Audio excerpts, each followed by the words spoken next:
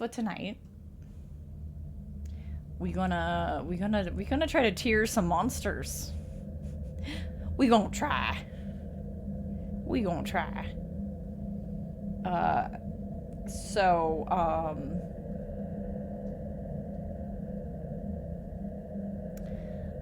are doing, well, you know what? How about this? Yeah, we are not doing a smash or pass. I don't do those. Not even as a joke. We are doing two different tier lists. We're gonna do the general monsters, and then we're gonna do the bosses separately. We're gonna do the boss monsters separately. I don't think, even the ones that I consider kind of a big miss, I probably wouldn't give them an F, I'd just give them a D. So we just have like a basic S through D list here. I made these myself, I made these tier lists myself. They are public. If you stumble upon them, they are out there in the wild now. Can't promise that the images will be exactly how I have them arranged here, but they will at least be arranged by game, because I did change all the file names to include an abbreviation of the game, just so you're aware. So here's the tricky part. Like, how do we grade this, right? I've been thinking about this. Hey, Static! Let's watch the asexual do a ranking entirely based on sexy times. I know. So how are we grading this? So there's a lot of ways to look at this. We can look at it as just aesthetically, as a horror monster. How successful is this design? How scary is it? How creepy is it? How gory is it? How whatever is it? There's also the fact that we would probably have personal feelings based on, you know, what it feels like to fight them. Do I hate dealing with these things, or is it fine? Then there's the whole potential psychological aspect, but here's the trouble with the psychological aspect, because first of all, nothing is completely set in stone for some of these games. It's not entirely set in stone, and there's arguments about what something actually means. Straight up, in some of the games, like, people always think of Silent Hill as, oh, the monsters always reflect the protagonist's shit, and it's like, well, actually, no. That often isn't the case at all, in fact. We're gonna go from the beginning. We're going from Silent Hill 1, and Silent Hill 1 has nothing to do with Harry's personal demons. It's all of what Alessa is scared of. What was she scared of in her life growing up? Because Harry's already in his own personal hell, which is losing his daughter, so, like, you know, he doesn't need inner demons. Yeah, big spoilers. That's why it says so in the fucking title. We ain't gonna hide anything here. Larval sucker, my tiny precious baby. Yes. Yes. So, oh no, I'm gonna get spoiled. Oh jeez, oh no. Harry's not the target, right? It's about Alessa. Into it's James, right? But it's not just James. Like, there's some monsters that are very much. I might have to turn this up because Silent Hill 1's a little bit quiet. Just a little bit. Silent Hill 1 also has, like, Angela, right? We get to see some things that are definitely don't have to do with James. We don't see Eddie's, but you could argue that we do see Eddie's based on some things you see in the environment. In 3, we're actually kind of back to Alessa again, because while we're dealing with Heather as this extension of Alessa, there's also a certain amount of things that are very clearly, specifically, like, no, this is residual. This is a residual issue. Like, Heather doesn't seem to have a problem with dogs. She doesn't talk about dogs like they're scary. This is a residual thing from Alessa. You could argue against that too. You get to 4, Henry's not the damn protagonist, it's Walter. Everything in there has to do with fucking Walter. So, it's not so easy as to just be like, well, let's go again on the psychological things. I think we're gonna be grading primarily on just general design, how we feel about them, and then maybe their symbolism, their psychological aspects will come into grading them, but maybe not. Maybe fucking not. Like, we're not gonna grade on, like, because there's gonna be things like, there's obviously, this is my own tier list. It's super subjective. This is all just my own opinion, my own feelings, and everyone is free to disagree. You are not required to agree with me about any of this. So, you know. Hey, I'm Walter in here. Hey, look, man, I've been watching a lot of Columbo. I'm already on season 2. Don't tempt me. No, you must all have hive mind, hello DD. The series' reputation of the town designed around the MC's fears, it's actually the minority of the games that do that. Yes, exactly. Exactly. It has that reputation, and yes, I think there are arguments to say that there's at least a little of that in most of them, but you could completely argue against it too. I mean, like, look at Homecoming. Like, none of that really has anything to do with Alex, quite frankly. Like, I'm trying to think. Is there anybody? Are there any? I'm really trying to think. Because the only ones that the only ones that maybe you could say yes aren't even manifestations. Like, they're real people. They're fucking humans. So, anyway, we'll get there. We'll get there. Agree or perish. Anyone who does agree will be mailed at $2 though. We're gonna do a thing. I also think that if we start talking about the psychology of some of this stuff and like the theories and the things that have been said by the devs and yada yada yada, we could be here all fucking night. And I have 2 tier lists to get through, alright? So, some of this may just be vibes. I'm gonna be real. It might just be vibes. Town is influenced by the fears of everyone inside, but 2 is probably the only one where the focus. 2 is the one where it is the most clear that, okay, this is about our main character.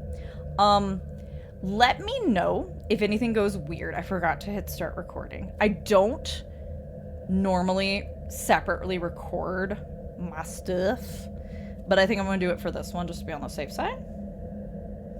I'm gonna do a test run here. And you guys tell me if the bitrate is shitting itself. You guys let me know. And we'll restart this song here in a second. I mean, it's looking like I'm not dropping frames, that we're all good. Let me pause Bitter Season for a second here. And we'll come back to it. Because it's this fun thing where I did a thing I've been meaning to do for a long fucking time. And then I totally just fucking goofed and was like, oh wait, I might not want that for this tier list, but now I don't know, I can't turn it off. Let's see. Okay, I think we're all good. Alright, we're ready. We are ready. We are ready to begin our tiering here. And we're starting with Silent Hill 1. So I'm gonna try to keep the Silent Hill 1 music going. There's not too many on this playlist, so we'll do our best. Might have to run it back. Gonna try to keep the music themed. We're gonna try to keep the music themed to each of these things. And you guys just yell at me if the bitrate starts to shit itself. Please do. So, Silent Hill 1. Air Screamers. These are the little pterodactyls. You know what we'll do? We'll do what we usually do, whereas we pull them up to B, and we talk about them, and then we place them where they're gonna go. So, Air Screamers. I appreciate Screamy Pterodactyl because they are the first monster you encounter. And as someone who played the first game first, it was the first Silent Hill monster I encountered. That being said, and I do have a soft spot for them. I got a big ol' soft spot for these guys Do I think they're a particularly interesting monster? No. they're just horror pterodactyls sized down. Yeah, the window smash jump scare, exactly. I do have a soft spot for them. So we're gonna keep them in B because I have a soft spot for them. That is literally the whole reason. I do love that they'll like hang out on trash can lids and like they'll kind of like waddle around with their wings folded in when they're not chasing you, and you can totally like serpentine them, and they're not a bad, they're smart. They're smart. They try to get you. Groaners. Groaners I feel very similarly about, just because they were some of the first Silent Hill monsters I ever encountered. And I have told this story before, but for anyone who's not heard it, when I played Silent Hill 1 for the first time, I was so frightened. I had a lot less experience taking the reins during scary games. I hadn't played that many at the time. And I was also just, I don't know, perhaps a slightly more impressionable, easily frightened person than I am now. I remember I was heading back, you know, how, you know, after you deal with the air screamers at the cafe, and you're like, I'm gonna go back to that one alley from my dream or my nightmare or whatever. And you go there, and I was so frightened. I wasn't just walking, I was inching with my gun readied down this alleyway. And the first groaner just barely started to appear out of the fog. And I was so frightened that I paused the game and had to like stand up and shake everything off and just like, ah!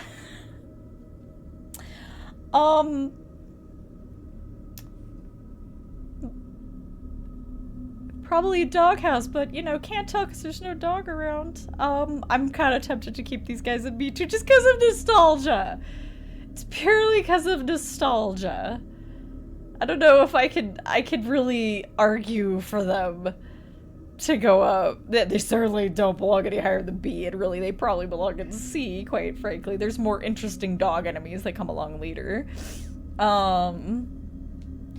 But yeah, for nostalgia's sake, at least for now, they're gonna stay out here in B, because I don't know where else to put them. Oh my gosh, cat. Really? Already? I'll let you out. Hang on there, bud. Hang on there. You wanna go out? Can I have a kissy first? Thank you. Go on. He was extremely cuddly last night, but he has decided he does not want to be here for this gabbin' fest. So, alright, what's next here? Fucking Grey Children. Alright, the Grey Children. Here we go. Grey Children. So, never mind the fact that they definitely probably look some of the least like their concept art.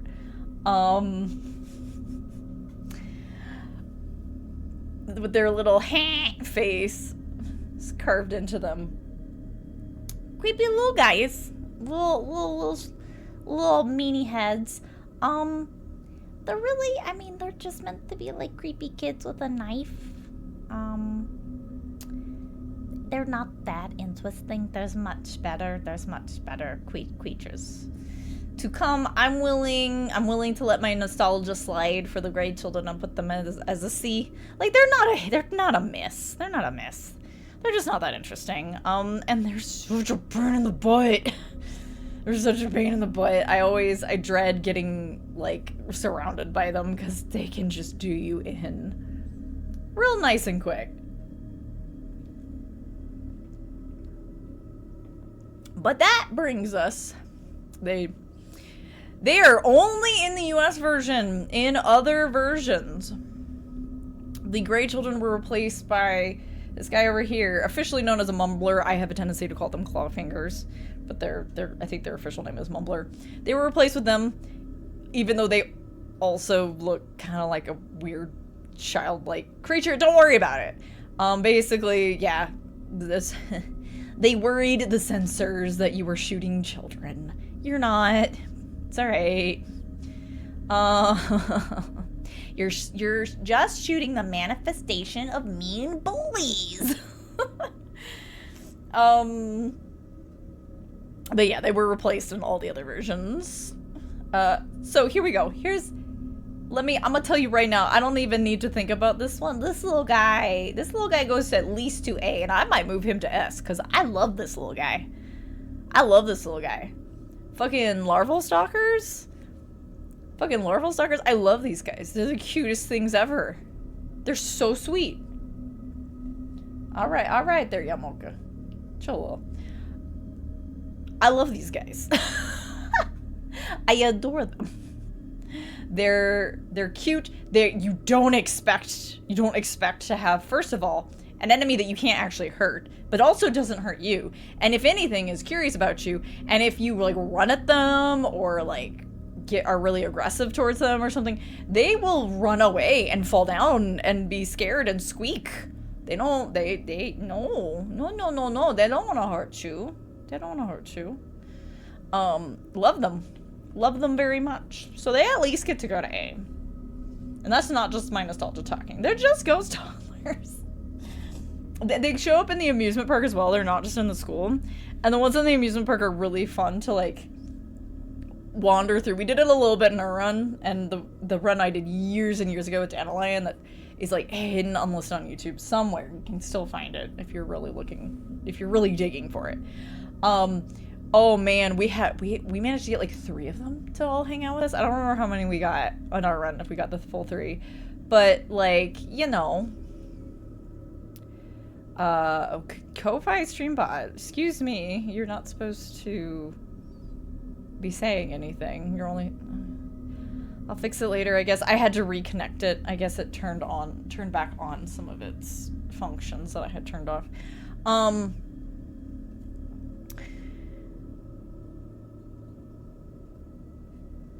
Bruh. Oh, I like this track a lot. Sorry. Silent Hill 1, you gotta turn it up and down a lot. Love larval stalkers. Let's talk about creepers. Fucking creepers. They're just big bugs, and they're annoying. And I'm not much of a fan of them in this one. I feel like they're probably, like, I think we can put them in D. Like, they literally exist because they needed another enemy. Like, the creepers in 1 are not great. They're just big roaches. They're kind of boring. Oh boy. Alright, who's next? It's the Romper.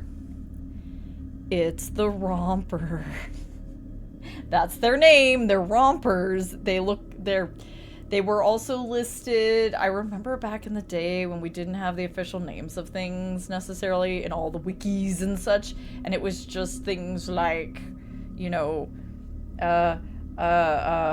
evil pterodactyl, evil dog, evil ape. You know, I can't remember it wasn't evil. It was something else. They make a really weird noise, which I appreciate. First of all, I appreciate very much. They make a weird noise. They also basically just want to glomp you. Yes, you heard me right. Glomp. Glomp you. That's what they're trying to do. They want you to hit the deck so they can just love all over you. They want to glomp you. And man, do I run like hell.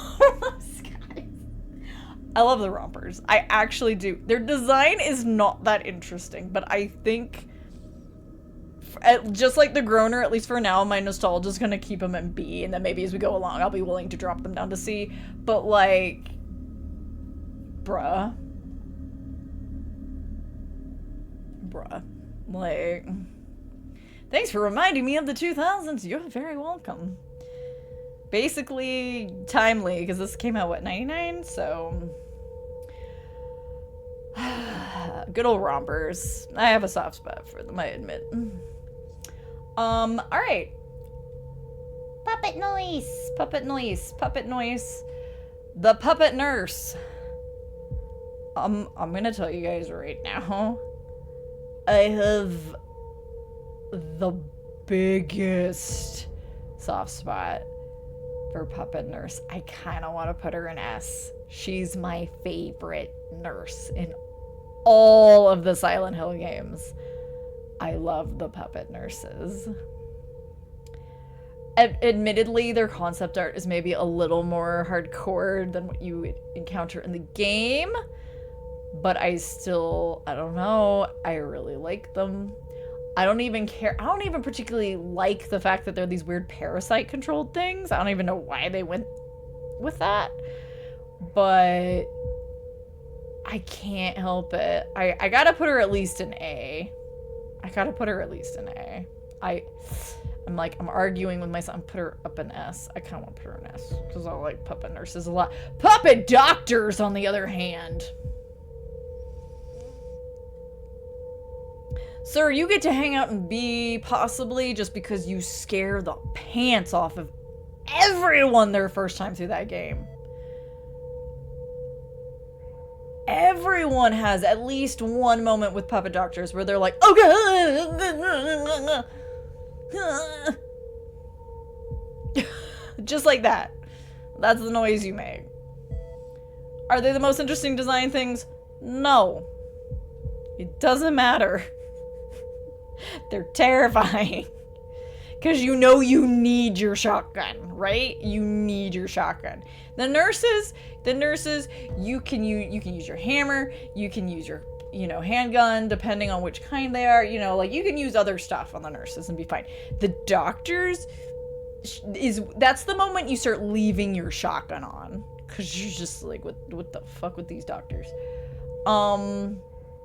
Bloodsucker, you're not that interesting, but I appreciate that you exist. I'm just gonna put you in C tier, I'm sorry. I do love that you just want to have a sippy. You just want to have a sippy. And when Harry brings you a sippy, you're happy to acquiesce. Okay, hanging scratchers, aka the weird green things. Here, I'll put... I mean, you're a little more interesting than the bloodsucker, but I don't... Like, these guys, you remember, like, they're not that interesting. I'm putting them in C, I'm sorry. Sorry, not sorry. But I'm putting them in C. Hey, Abaddon. I do love their moment in the game where you're like, oh, my radio doesn't work down here. Oh, shit. And you actually have to listen for them, and sometimes they're hanging above you. That's why they're called hanging scratchers. You can, like, use having your gun ready to, like, let you know where they are, or you can just run through and let them fall down behind you. Like, they're a good time. I don't remember what they're supposed to represent necessarily for Alyssa, but they're creepy. They're creepy. Down there, you also you find these mumbler guys that are, like, basically little headless teddy bears with big claws. And they have a more interesting design to them.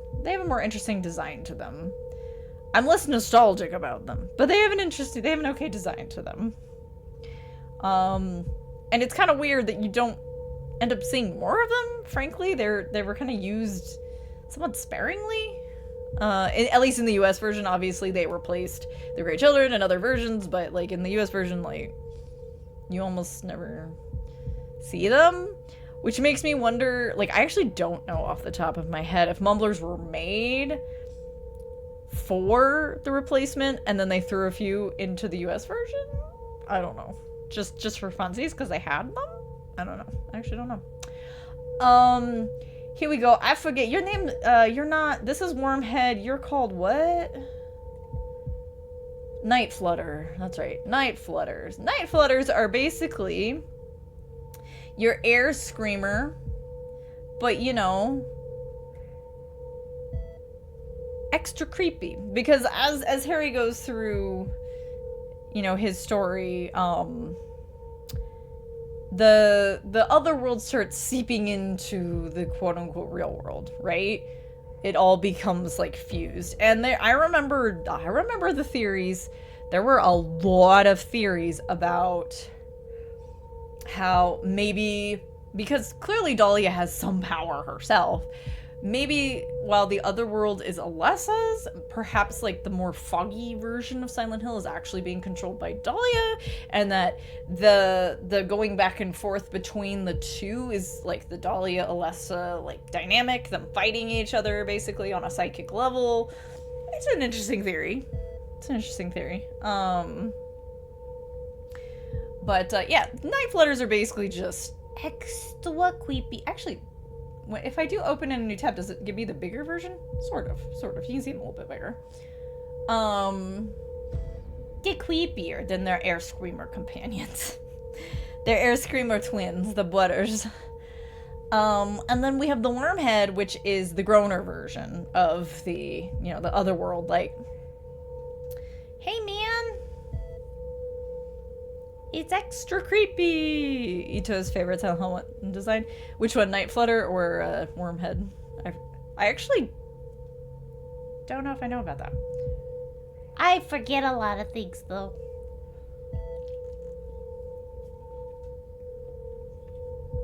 Flutter, I can see why. It's a neat design. It's very unique, and you don't get to see a lot of these guys. It's only once you get to a certain point in the game, right? And as you can see, even if I bumped a few of these down, like if I took the nostalgia points off, one, quite frankly, you know, especially for being like a PS1 game that was supposed to be an RE-like and failed at that, I think they did a pretty good job. We do have one more. It's not a very good picture. It's kind of hard to see. The regular stalker, which are basically gray children, but they're transparent like the larval stalker. Fuck these guys. I hate these guys. Goodbye. They're the worst. Because you're like, oh, it's just one of my pals. You motherfucker, you're trying to hurt me. Screw these guys.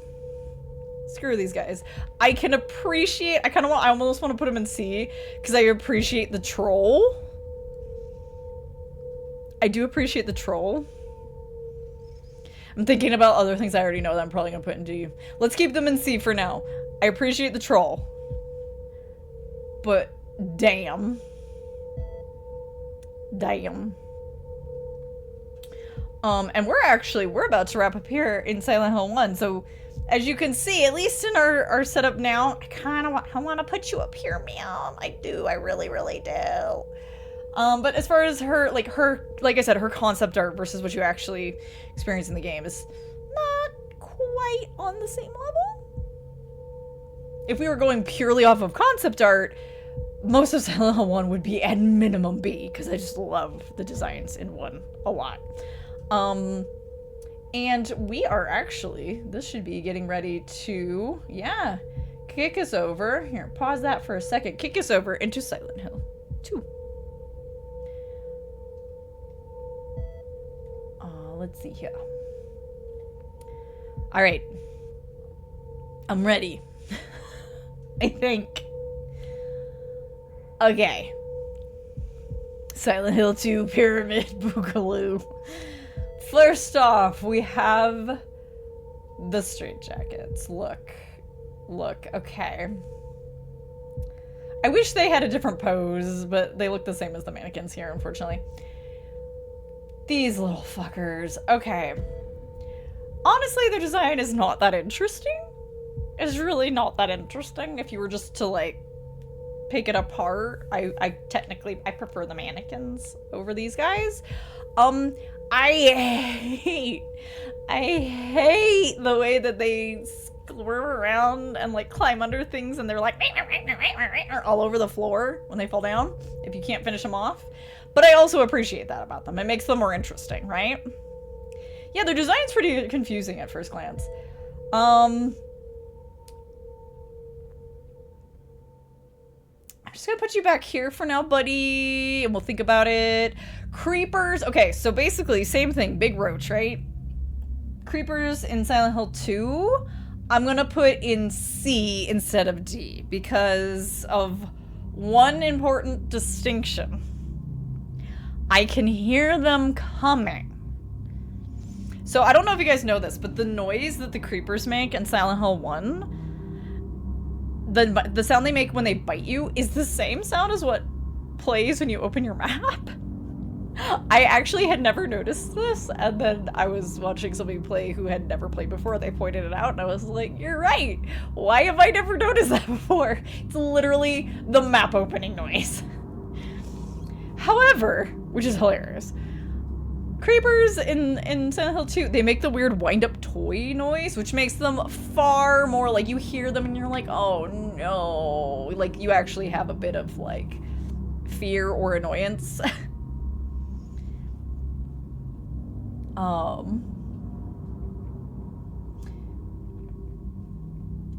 Yeah. What's their official name? They're not called straitjackets in 2. They're called lying figures, I believe, because they do lie down. Coming back to this guy, we're just always have a tendency to call them straitjackets because that's what they end up being called later. But that's not their official name in 2. Then we have the mannequins. I like the mannequins. I think they're super creepy. They have no face. They're all leggies. And just the way that you can just be like running down the street.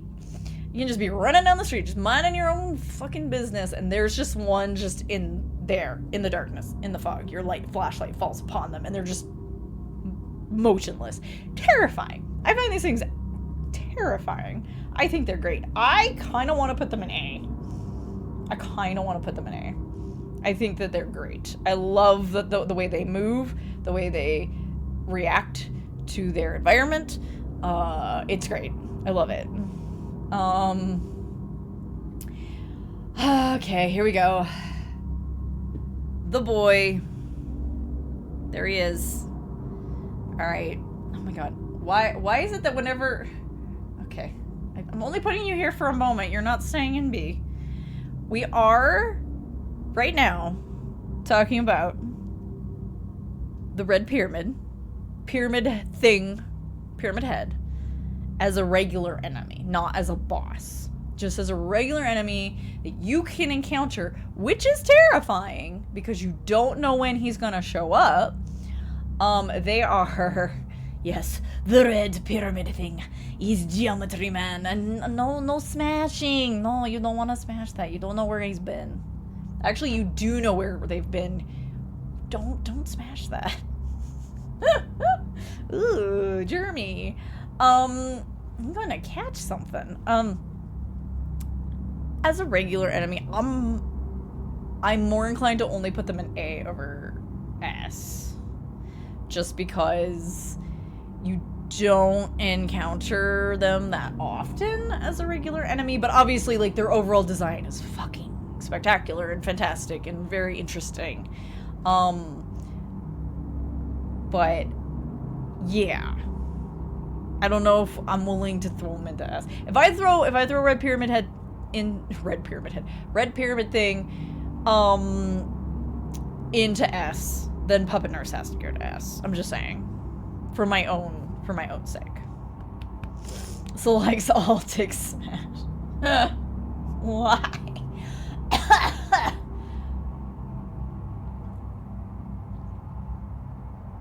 I guess I should actually maybe turn this down just the tiniest hair, not by a lot. Yeah, how about that? We'll do that. Why don't we do that? They're not that interesting as a regular enemy, but it is terrifying that they can just show up. I may end up moving him back down, but it's fine. Alright. Bubblehead nurses. Okay, these are actually some of my least favorite nurses in the series. I find them kind of boring. Some people obviously are like, oh, James thinks it's a sexy nurse. And I'm like, yeah, there's that aspect going on, right? But the thing is that the impression I always got off of everything that I experienced in 2, like especially my first time through, is James fucking hates doctors. James hates the hospital. He hates the nurses. He doesn't even remember the name of the nurse that was looking after Mary. Like, These are faceless people to him. He doesn't give a fuck. He hates them. Because they are saving Mary, right? They didn't do shit to save Mary in his mind. So there's also the whole aspect of, oh, but the sexy nurse, no. Sure, whatever. I don't find that very compelling. But they do have short skirts, and they got some weird lines on them, like a pantyhose line, you know. They're fine. They're not my favorite. They're fine. I kind of want to put them in A just because the nurse enemies are always great. But I might keep her as a high B for now. You know? Might keep her just like as a high B. Some of this might get rearranged to be more specific. We'll see how it goes. Always wondered if Silent Hill 2 had echoes of Mary's issues too. She hated looking at the nursewomen IRL because her body was turning to pulp. Yeah, that absolutely could be a thing considering that Maria is there, right? So why not? Why not have like a reflection of Mary's own fears? Like, you could totally make an argument for that as well. Fucking these fuckers. Okay, get a close look. So these are the mandarins. In Silent Hill 2, they're mandarins, and the ones in Silent 3 are called closers. I always switch them, even to this day. I will fuck up and switch them. These are closers. The only time we see them is where they're hanging below us on walkways. There's like 2 areas in particular. Again, like, okay, they got like a skirt. Not that short, but we got like a skirt. I got some mouse, you know, like. This is another thing that if you wanted to make an argument for like echoes of Mary, this actually could be one of them, quite frankly. They're fine. I think that they're very interesting. I'm trying to decide if I like them better than closers. I think I do. I might be willing to put the Mandarin in A. Straight up. I like the Mandarins. They're weird. Do you like your echoes of Mary theory and you're sticking to it? Okay. Alright, here we go. And the final regular enemy. There's really, it's funny, actually, if you look at the difference between Silent Hill 1 and Silent Hill 2, how many fewer regular kinds of enemies there are. There's no dogs, for one starter. For a start. Which I think is great. You know, obviously it wouldn't make sense to have them, to just throw them in there for no fucking reason, but yeah, instead we get these stupid fucking lying figures.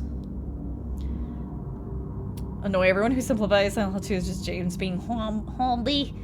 James ain't got that dog in him. I think that that whole like take on it is totally fine. I just find that people who push that narrative will not listen to all my disabled friends who hate James for a completely different reason. I'm like, I legit like people hate him for very different reasons, okay? Nobody has a problem with you hating James, I promise. All right? I always thought it was meant to be a lot more nuanced. I think you're supposed to get to that moment with the here's my tiny soapbox moment. My feeling was that when you got to the tape, you were supposed to have very conflicting personal feelings because here's a character you have come to sympathize or empathize with. And now you know him for what he really is, and you're supposed to hate his guts at the same time. Like, it's meant to be way more nuanced than just, oh, he wanted to do with JJ. It's like, yeah, of course, I'm sure that was part of it. It was hard probably not being intimate with somebody he loved a lot. But why would she want to be intimate with him when she was falling apart? Like, anyway, we won't get off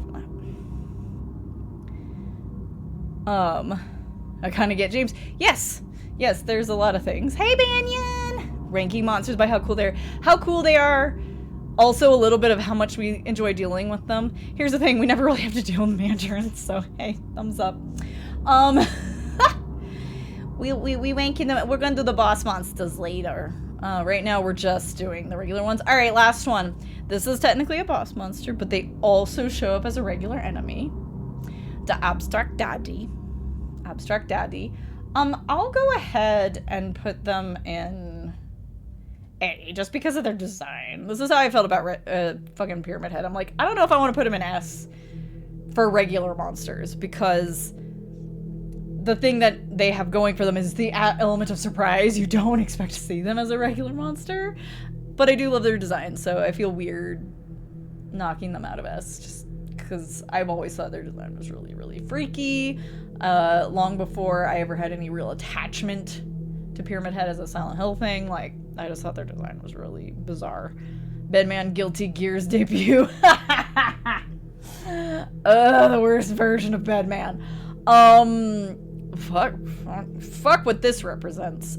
It is a very efficient, a very, well done representation of a really, really horrible thing that happens every day, to a lot of people.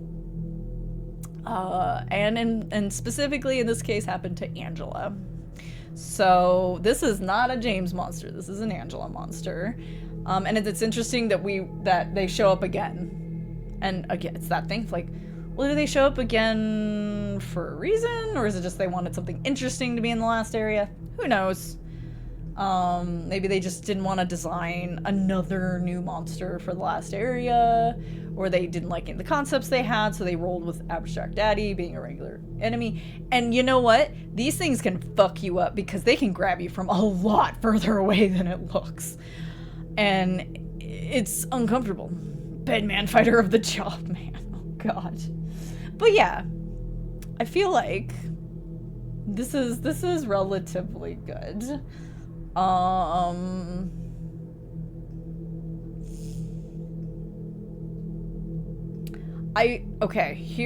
Here's my argument for bumping Pyramid Head back down to A. They don't do anything new as a regular enemy. The thing that they have going for them is that you don't expect them to be there. So I'm kind of waffling about that. Let's see who else we end up putting in S. Because quite frankly, I still kind of want to put Larval Stalker in S. I fucking love those guys. They're so good. Okay, here we go. Hang on there. Let's change things up here.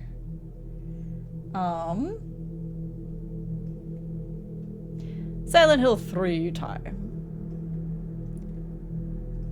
Alright, time for Silent Hill 3. We have the Numb-Body, which everyone is constantly like, it's the butthole monster. I'm like, I have literally always seen it as a giant walking eyeball. It even has veins. The fuck are you people talking about? Has always been my take. It's a walking eyeball. Numb-Bodies are all right. They're kind of weird. I can't decide if I want to put them in B or C. Because they're fine, and they're cute, and they make funny noises, and I love that there's all different sizes of them. Here. I'll put them just above Lying Figures. They might get bumped down as we go, but they're fine, and I've always seen them as big walking eyeballs. Giant walking eyeballs, as was the style at the time.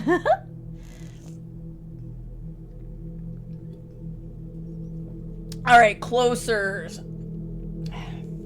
I'm gonna be real. I do like these guys.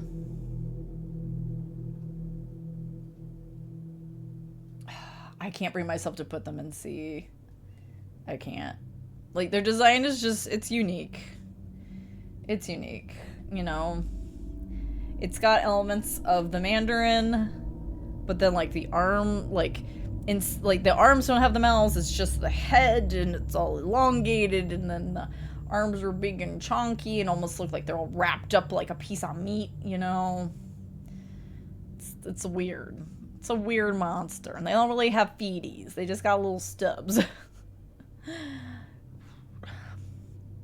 Wearing old school bee masks.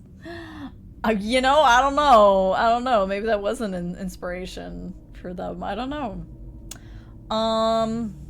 Here's somebody I can put in C, but high C. What was your proper name? I already forgot. Doubleheads. Double heads are cool. They are cool. I don't hate them.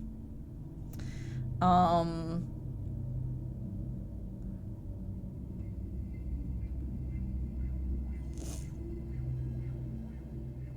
don't hate them. Jeez, should I? Dags! They are the Dags. They are the Silent Hill 3 Dags, and they have... Their heads are kind of flopping apart at times. This is another one of those things where if I put him down here, then I feel like I also have to bring these guys down here.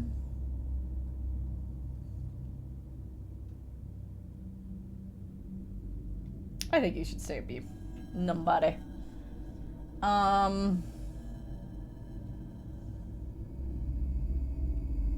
We'll see. We'll see about that. I keep having these moments of like, I don't know. Insane cancers. Okay. Okay. These guys, I feel like I could truly put in C. It's cool that they decided to do this big bulky creature that's basically like a giant walking tumor with arms and legs, but I was never like attached to these guys. I always thought that they could do more.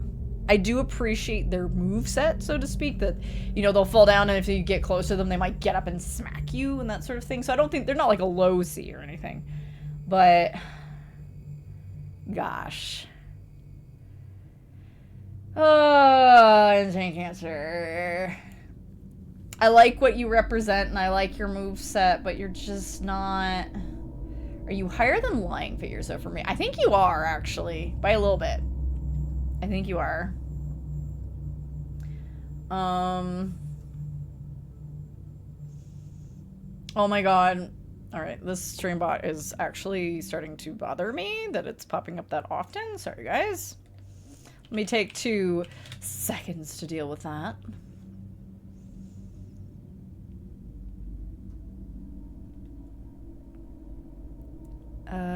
Yeah.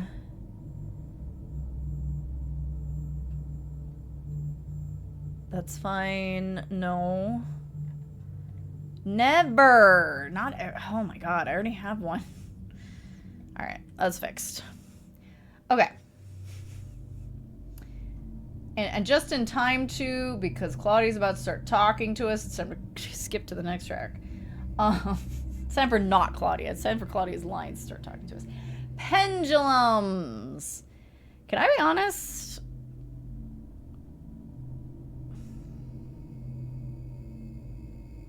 I'm just not that into pendulums. They're interesting. Their design is interesting. But... I don't know. I just don't like them that much. I just don't find them that interesting. I just don't find them that interesting. You know what, little larval stalker? You're going up here. You're my fave. Silent Hill 3 nurses. Nurses fight back.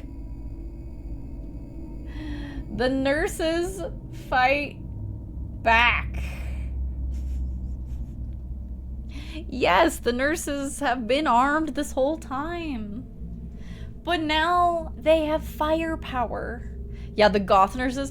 The nurses with like their makeup's all fucked up. Like they've been smacked. Which...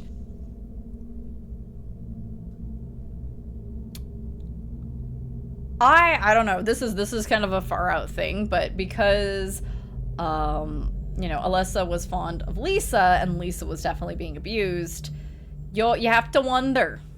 You have to wonder a little bit. The smacked face makeup. It's all smeared in. Goth nurses with Glocks. Thank you for the Lord Nightingale. I like them a lot. They might be my second favorite nurses. Second or third favorite. Maybe second favorite as far as like their overall concept goes. Fucking slurpers. I hate these things. Oh boy, do I hate these things. But man, is it a weird design. Where do I put this? Okay. I'm gonna do a little thing here. I'm gonna move Night Flutters up to A. I'm gonna move Wormheads up. As far as their design is concerned, right? Fucking slurpers, dude. Like, I hate them, but I kind of want to put them in A, because, like, damn, their design is so fucked up. Their design is so weird and fucked up. So 3 was the queen of grody-looking monsters, yeah.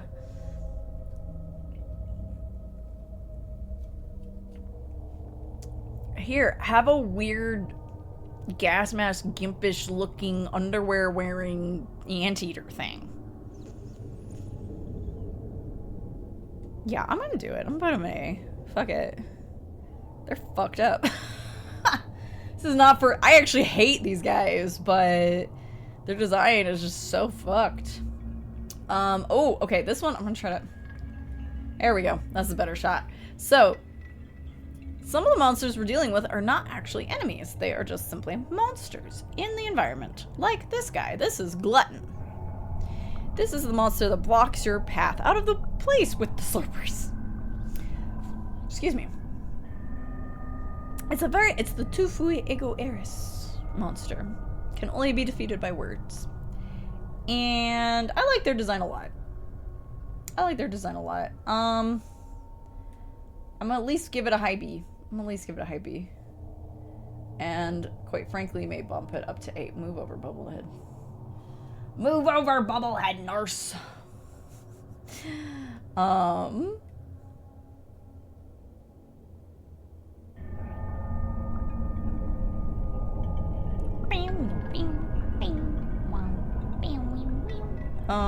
Let's see here. Scrapers. So scrapers are basically like the missionary, which is the boss. In mini form. They're alright. Their design is fine. It's creepy. It's not maybe as interesting as some other ones because they're kind of like just humanoid guys with a bag over their head and big blades, you know? But they're still neat, you know? They're still neat. And then... Alright, this one, I have to admit, isn't just about design. This is about what this is a character more than anything, more than a monster. Voltiel. Speaking of things that aren't enemies, but are monsters you encounter in the environment. Voltiel's basically midwife for God. So, for God's birth, that is. So, yeah, I don't know. We like a Voltiel. Voltiel is a very interesting creature. We're gonna put him up here in A. Cause, yeah. As Heather comments on, like, they are kind of trapped and pathetic. They don't have much going for them. And yet, they have this very important job to do. It's a very important job to do. And yeah. That gives us 3. We've gotten all through 3. I might do some switching around here, but we'll see how this goes. Alright.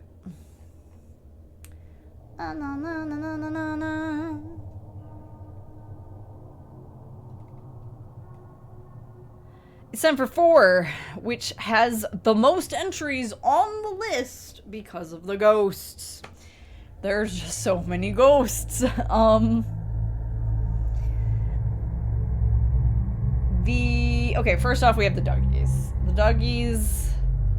The little, what's this? Split sniffer dog.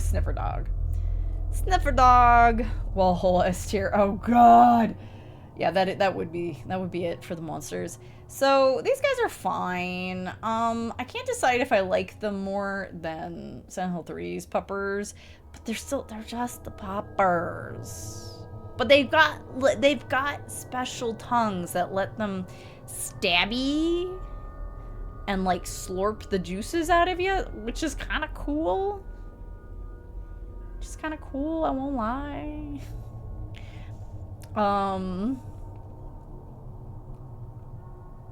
Burp zombies, my beloved. The fucking patience. Yeah, we're gonna get there. This is a picture of a wall man, apparently. It's not the picture I would have picked, but that's fine. Wall men. I mean, y'all, they're more interesting than creepers, but I fucking hate wall men. I would rather have to deal with a fucking creeper from Silent Hill 2 and his little wind-up toy noise than deal with fucking wall men. I'm not a fan. God, do I put him up here or do I put him down here? I'm not a fan. Let's put them over here. By, like, the hang scratcher and the bloodsucker. They're about on that level. Yeah? Escalators make the wallmen dude, if we were basing this purely on what it's like to deal with them, this list would look very different. It would look very different. Alright, here we go. Let's get some of these ghosties pictures open because they're kind of small. So, first we have some of the old type victims. So we have victim 14, whose name always escapes me. I usually refer to victim 13 just as grandma. And then we have victim number 1, who is technically the Red Devil that Walter is referring to in the article in Silent Hill 2. He's known as the Red Devil. These guys are fine. Their design is great. I would say that these guys are... Gosh. I'm gonna put... I don't find Mr. Red Devil very interesting. Like, his character is interesting, but he himself is not that interesting. So I'm gonna put him somewhere over here. Just saying. I am putting them in different tiers. I am putting them in different tiers. Alright? I'm doing it. This guy, I always thought he was fine. I always thought his design was fine. I thought he was fine. Same with Grandma. I like Grandma. I have a soft spot for Grandma. Grandma can go up here. Grandma can actually be this high. We'll get to another one here in a moment, but first, these fucking... Okay. These things. We're going down here. Hummingbird bat creatures.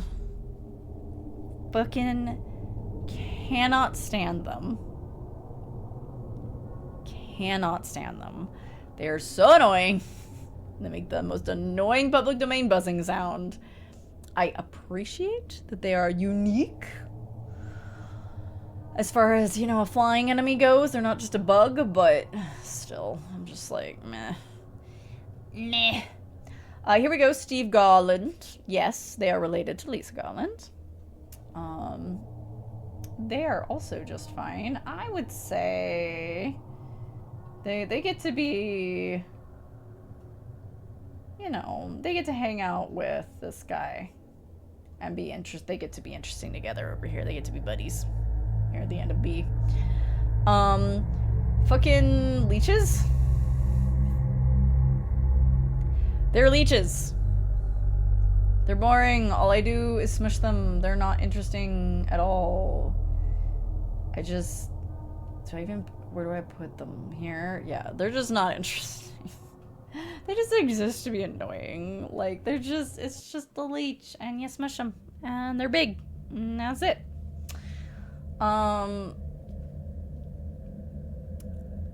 Next up, we actually have a fantastic monster. This monster might be S tier for me, I'm not gonna lie. The twins. These guys are scary. They are really scary.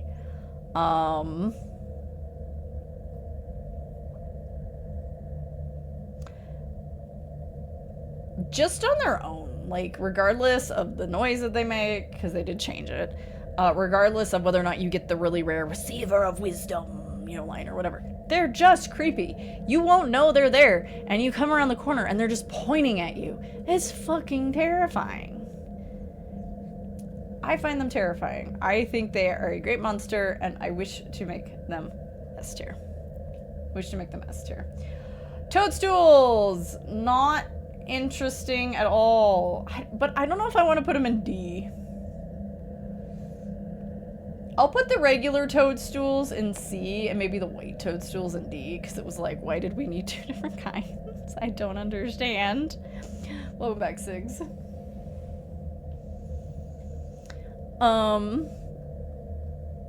Yeah.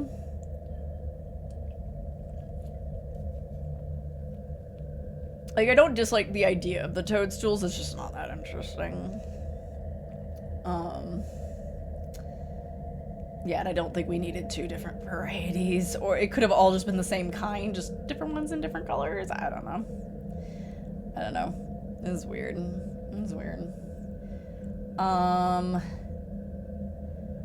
Gumheads, aka the monkeys. I find them pretty boring. I don't hate them, but I find them pretty boring, to be frank. I kind of would rather get grabbed by a stalker almost. You know what? I'll give them some points for there being different varieties and that they have different levels of, like, they seem to have different levels of intelligence also.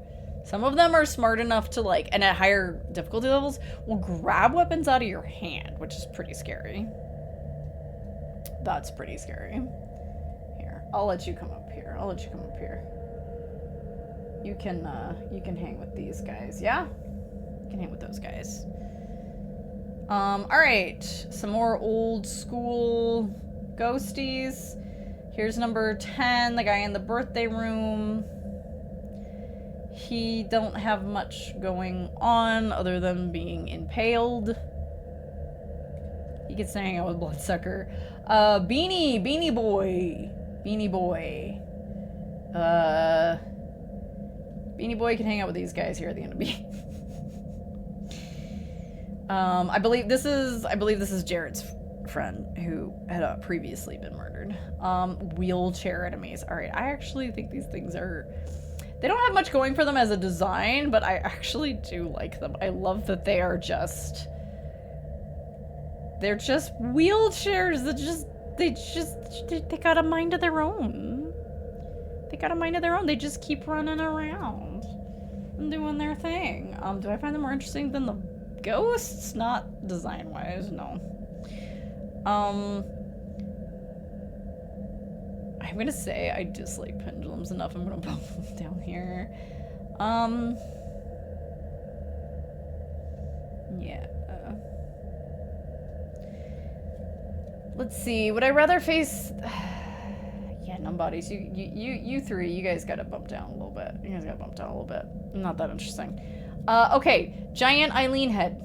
I included this as a monster because it is one of those moments that just makes you go WTF. It's like the glutton. You're just like, what is this and why is it here? It's not necessarily a monster, but I think it deserves honorable mention. Yeah. White woman jump scare, literally.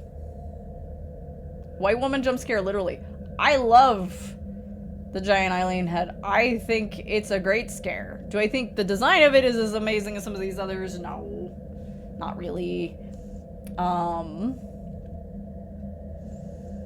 Let's see, if we're gonna go by design, let's move the Night Flutter up. Keep Abstract Daddy back.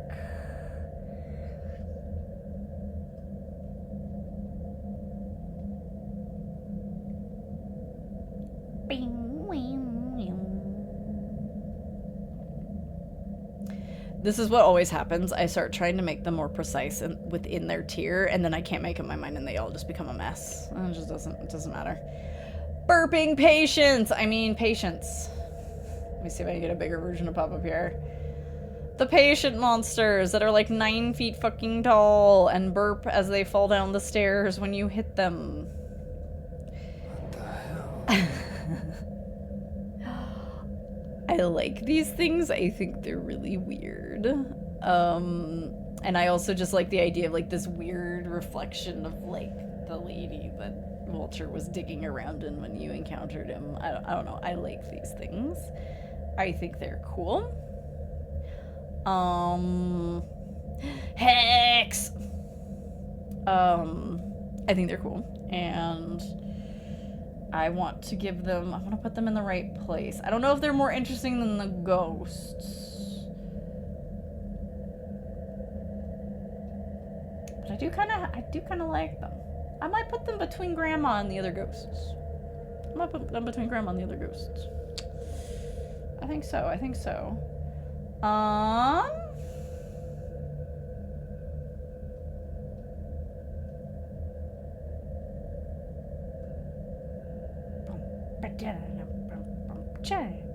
No, I'm gonna be back here. Okay. Okay. So I like your design a lot. Let's see. Same with Glutton. I'm gonna move Glutton back here. And do I like Bubblehead Nurses more than I like any of these guys? I'm gonna be real and say I'm willing to put her here because these guys are still getting nostalgia points. Right. The man in the coat, that. Ooh, do we make them A or S, quite frankly? They are.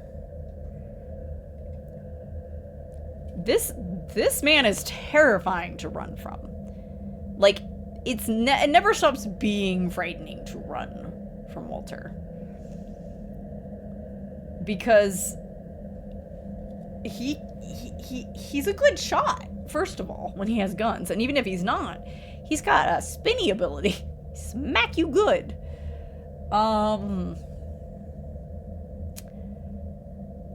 Yeah. Here's my feeling. If we keep non-boss version Pyramid Head in S, if we keep them in S, Walter has to go to S. And if we don't, then they stay in this. They're like in the same tier for me. I think that's how this has to roll. So, yeah. Like, if I went purely based off of concept art, this tier list would look very different. I should hang on to it and rearrange it based on that. That would actually be an interesting thing to do once we've saved it.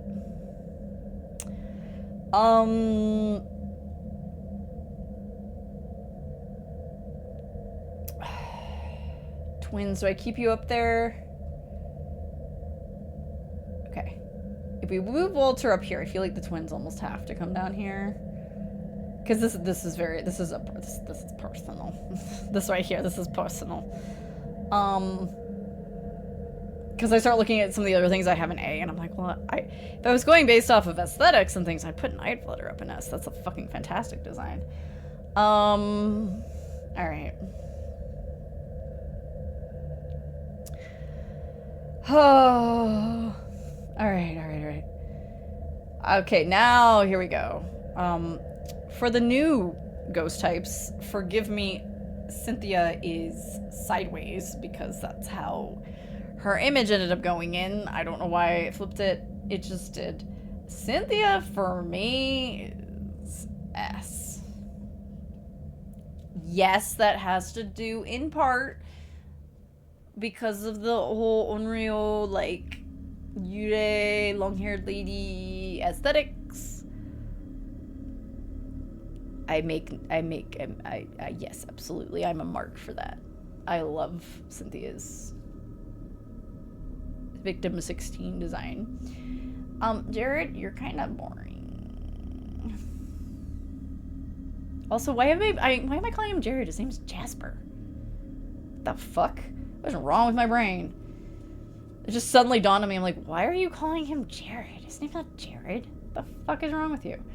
You're a ghosty, so you're more interesting than some things, but you're not that interesting. I'll put you above Red Devil Guy just because, you know, you've got your little candlestick you smack people with. Sure. Fuck this guy. Fuck Andrew. I cannot stand him. He is kind of the worst, but he is technically more interesting than some other things in here. So we'll put him there. Richard, where do I put you? Richard might be A tier, because that is a ghost that fights back. That is a ghost that really and truly fights back. I mean, some of them have weapons, but man.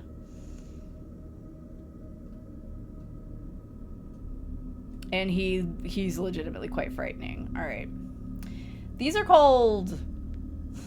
This is a twin, but like all messed up without all the fur and everything, and they don't really have the face properly. They're called a bottom.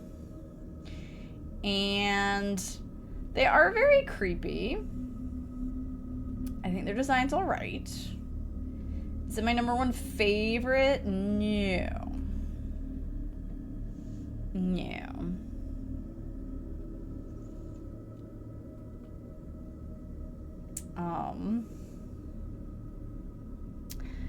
Yeah. We'll just put him there next to the patients. How about that? And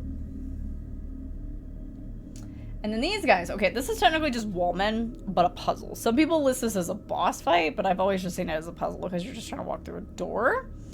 And the difference here is that it's not like, okay, I'm facing individual wallmen. There are individual wallmen, but you're trying to hurt all of them at once. You have to find the one where everybody gets hurt. They're at least more interesting than regular wallmen. We'll give them that. We'll give them that. I almost didn't put them in here, but it is, they're wallmen, but they're bigger. It's different. I went ahead and gave them their own thing. Okay. Good timing. Because we've officially wrapped Silent Hill 4. It's time to move on.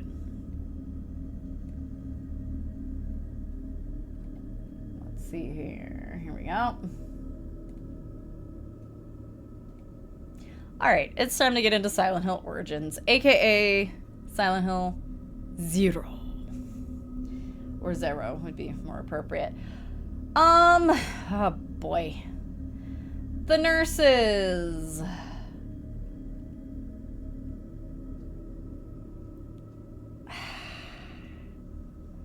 They're really boring. The nurses are really boring. Yes, Silent Hill Oranges. They're really boring. And I feel like the crime of their boringness makes me want to put them in D, but I'm gonna hold off. I'm gonna hold off. But man, are they boring. Man, are they boring. And the straitjackets aren't much better, frankly. They behave similarly to the lying figures, except instead of falling down and lying down and squirming around, they will jump on you with both legs and they'll just wrap themselves around you. And they don't want to let go, and you gotta do a whole little QTE to deal with them. And I kinda can't stand them.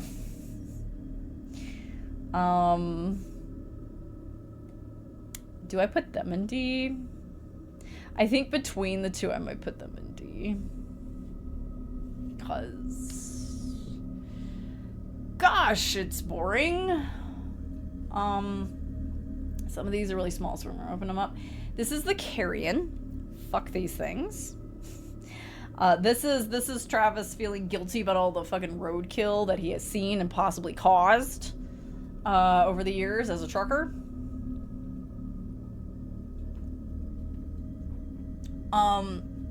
I will say they're a little more interesting than their larger counterpart we will be talking about here in a moment. So I'm willing to put them like up here somewhere, you know? Yeah. I'll put them up here. I'll give them a little bit of love here. This guy, can't even see them. which is kind of the point. The remnants, which are the weird shadow creatures that oftentimes have like a harness thing attached to them and you can't see them very well. Interesting thought. Didn't hate the thought. Would still probably be rather... I don't know if I... Well, can I at least give them that they're not just a great child as a larval stalker?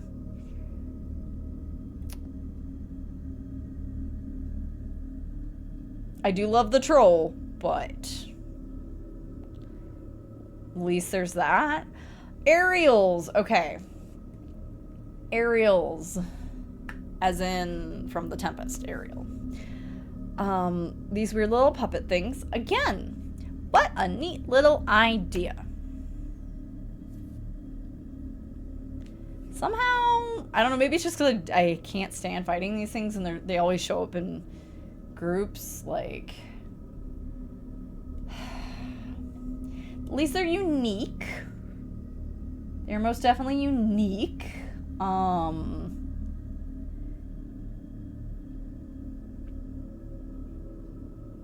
Where do I put them, though?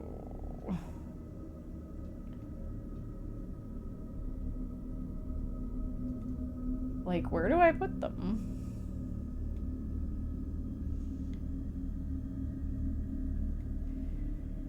Oh, Ariel, where do you go?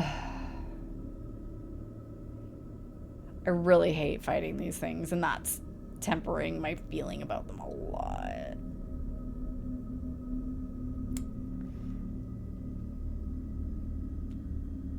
Also, creepy puppet isn't exactly a new idea.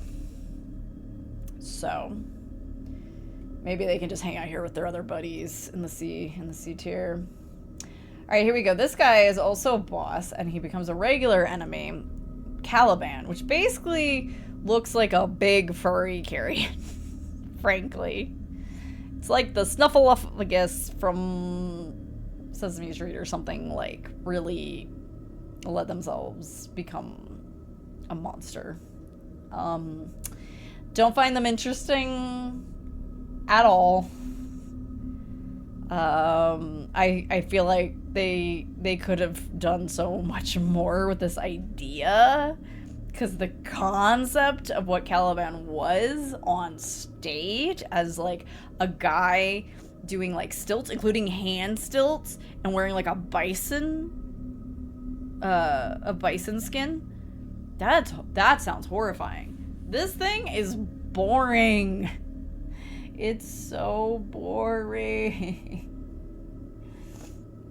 It's so boring. How about this? We're gonna put this nurse down here, because damn, they're not good. At least these were like newish ideas. Caliban, like... You're more interesting than these two, but like, damn, you boring. Two backs. Two backs are Travis being all frustrated because you don't have no relationships as a twerker. I guess that's what people say anyway. I wanna like this design, but it was just not interesting. And there were already the Carrions and the Calibans like running around on all fours, and I was just like, okay, at least it's more interesting than the other ones. But like,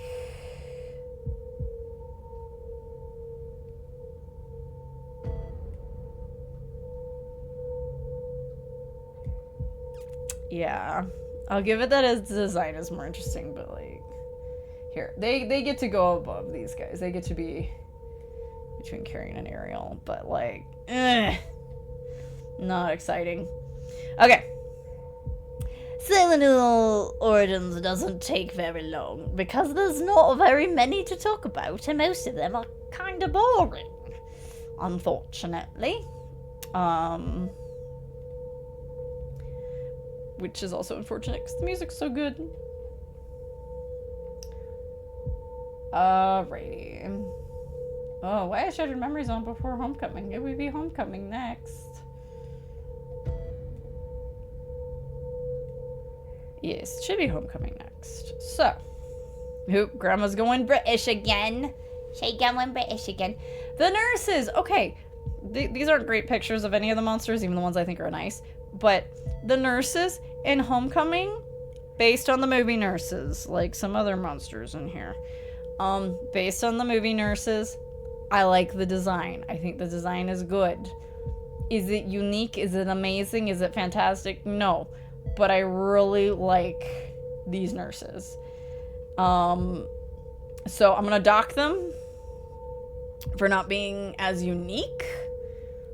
But I like them just fine. Like, I like the movie Nurses. I love their design. Their design is great. Ferals are boring. Oh boy, it's another dog. It's another dog. I'm willing... I don't even know if I'm willing to put this in D. I'm not gonna lie. I don't even know if I'm willing to put this in D. Only because... they are different from all the other puppers, save maybe the groaner. They're probably the closest to the groaner out of the bunch, being like skinless dogs, right? So,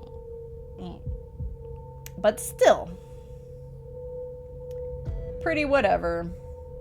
We'll put them down here. We'll put them down here.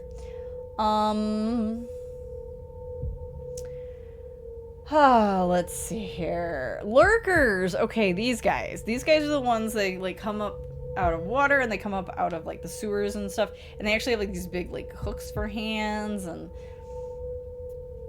they're just not that inspired looking, quite frankly.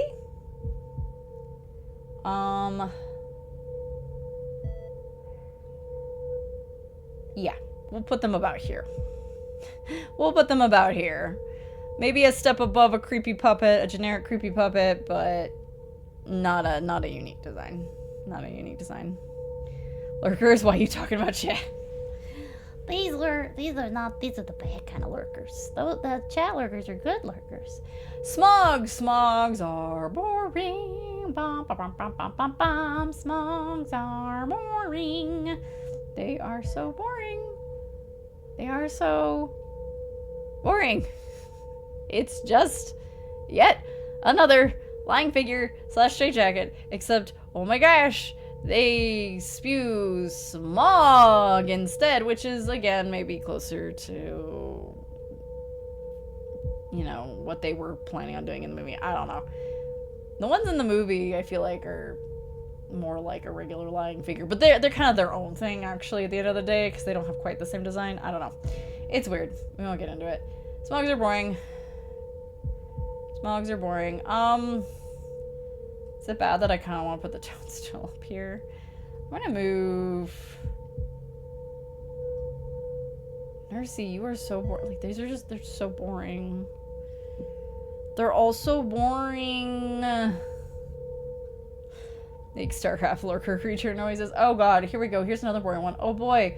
A swarm. It's a bunch of bugs. You are boring as hell. It's a bunch of bugs, and you're like, get off of me, and that's like it. I'd rather stomp fucking leeches in Silent Hill 4. Fuck these things. Needlers. Not the most unique or interesting, but at least you are better than some things on this list. I don't mind fighting Needlers. That's the thing. Some people really hate fighting them. I never had as much of a problem with it. It was fine. Needlers are fine. Gosh, where do I put them? Their design is not that interesting. I'm starting to get the impression you don't like this game. I actually have a huge soft spot for Homecoming, despite how not terribly good of a game it is. Because I played it a bunch during a really rough period in my life. I'm gonna say it's one of those games that coming back to it on an emu not so great. Playing it on the old hardware, fine. Let's see.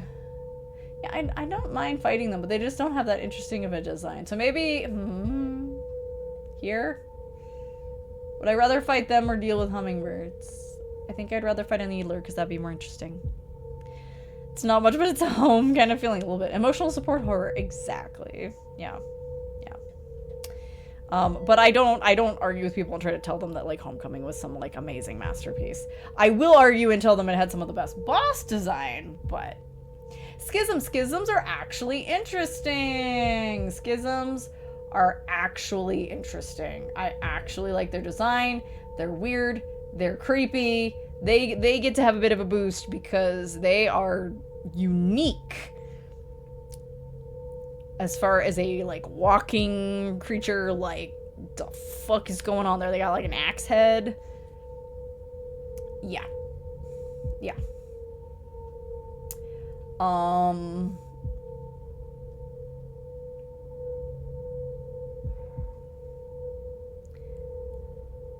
Gosh.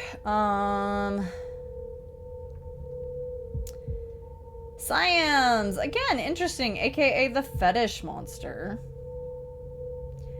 Interesting. Unique. I like it better than the 2-back. At least it's interesting, you know? It's a weird one, for sure. And this is not a good representation of it because you can't see the entire other head and body attached to its back. But, the fetish monster is interesting. The fetish monster is interesting. And I kind of want to put, let's put Schisms up here with the Nursey. And Needlers, as much as I like to fight them, they're just not that interesting.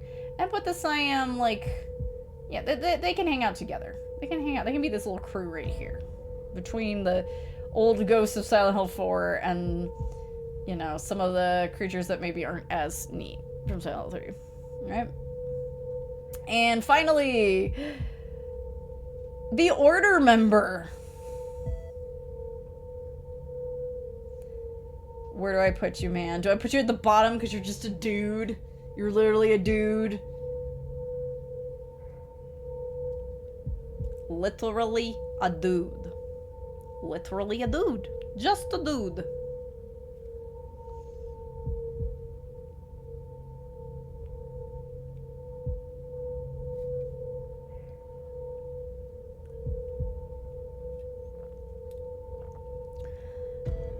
Yeah, they're smarter than, say, a leech or a swarm. But it's just a dude. It's just a dude. It's such a disappointment. It's just a dude. Alright. Alright. So. Okay. And that is Silent Hill Homecoming. Well, I love this track. It is time to move on.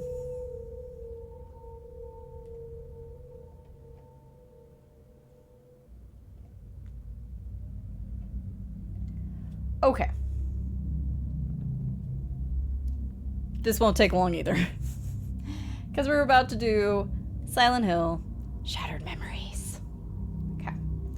So, first up, the neutral raw shock. Like before... Yeah, it's just a dude, and quite frankly, they're not even that interesting, like giving them voice lights and stuff like that. It's kind of a boring thing. Anyway, raw shocks. Their concept art is pretty wicked. They're really plain in the game. Their concept art is, pretty wicked. And I'm gonna say is fine. We'll put him here. He's not the most interesting little guy, but he's a little guy. And he's a little bit better than a roach, Then we're gonna get into the different varieties of raw shocks you can get, and we are going to judge them individually, because depending on your actions and your choices in the game, it pushes you towards a certain ending, and therefore you will see certain types of raw shocks, or you might only see one kind, depending on how much you've done.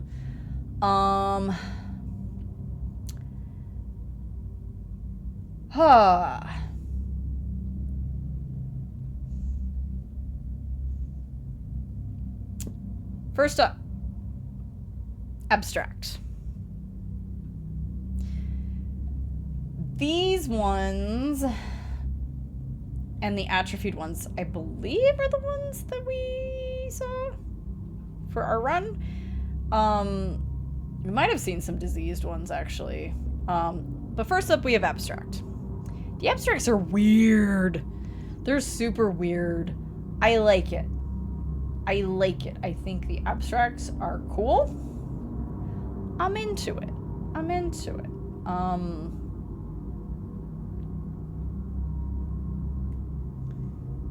Like, I'm into it. I don't know. I like it just fine.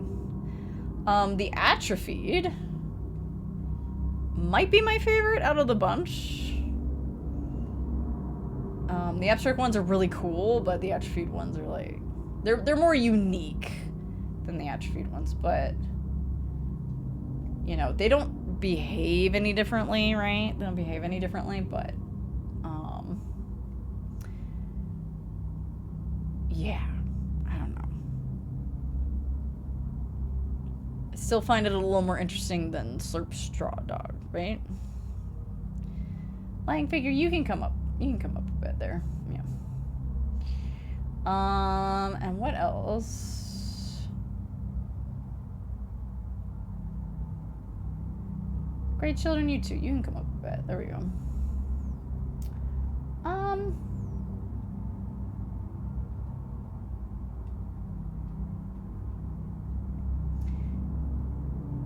Next up, diseased. I believe this one is typically, you'll see a lot of these the most if you're gonna get the Wicked and Weak ending, where you, or no, I think maybe it's atrophied as Wicked and Weak, and then these guys are the drunk dad. I'm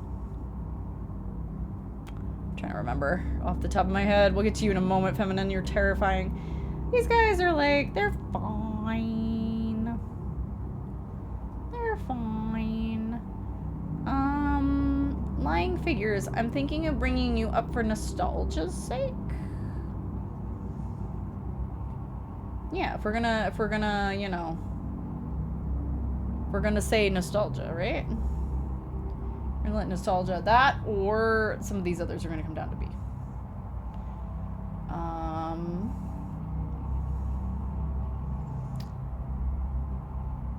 And then I hate these things, the feminine ones. For if you're doing you're the really gross, womanizing Harry. I don't like them. They're really gross. They freak me out, but I don't like them. Put them down here. I don't like them. The diseased ones. Do we want to keep them up here with these two, or do we want to move them to be more like somewhere in here? Yeah.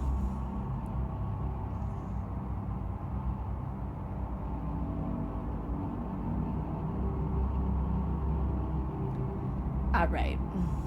I feel weird about putting pendulums above lying figures, I think is part of my issue right now. I just don't like pendulums that much.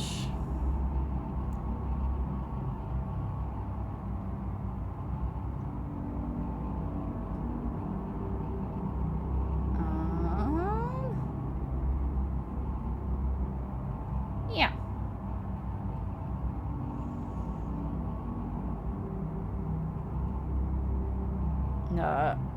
I have a softer spot for gray children, I gotta be honest. Okay, anyway, sorry, I was rearranging a few of those.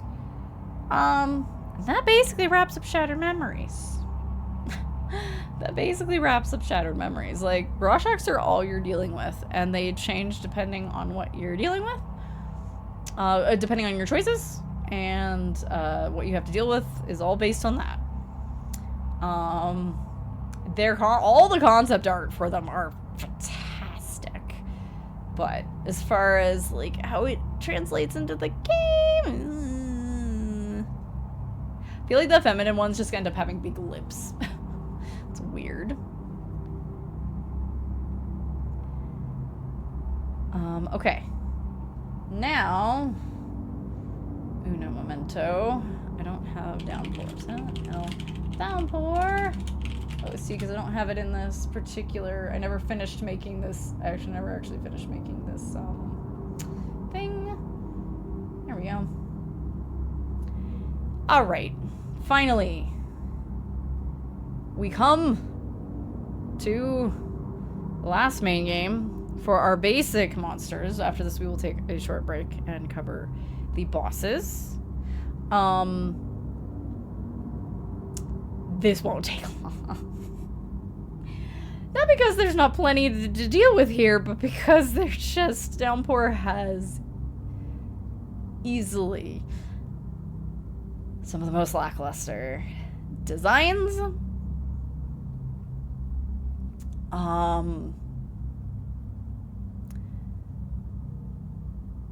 And yet again, we're really, like we were talking about earlier, like for the most part, these guys aren't representing Murphy. They're representing other inmates. They're just a little mid. They're a little mid, yeah. Screamers. Screamy lady.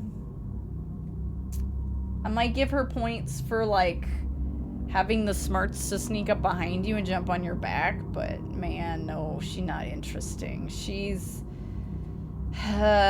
screamers. Then we have the general basic prisoner minion. There's a few different kinds that you encounter, but they're all basically the same guy. And it's boring. It's boring. Okay, so what level of boring are we talking about here? At least they're more interesting to fight than, say, some of these guys. Like, I'll give Caliban points for being different, being furry, being a furry, but... Oh, look! Weird souls in cages that you knock over when this thing, the void, is chasing you. Not that interesting. The void itself is an interesting concept. Visually, it's not terribly interesting, but the concept of it is fine. And I'm willing to put it, you know, somewhere here and see, you know. Maybe between these two, you know. It's just a massive red. It's just a massive red. That being said, you know what? I kind of want to move the basic raw shock up, but I'm also trying to think about it in terms of the game. I keep seeing the concept art and wanting to move it up, but these guys are even more useless. Like, oh no, it's a guy on the wall, like, that's gonna squirt goo at you. Weeping bats. Those are at least a little bit interesting. I'm willing to put them up here somewhere. Yeah.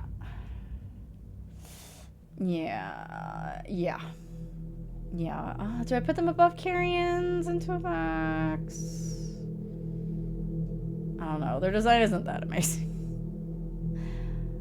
This weird thing. The monocle monster that you see during the fucking train ride, which is listed as representing Slater, but I always thought that that wasn't Slater's voice. I thought that was What's-His-Face's voice from back at the prison, so... Yeah. It's an interesting thing. I don't know where to put it because it's so weird. It's so, like... I don't know. It's, yeah,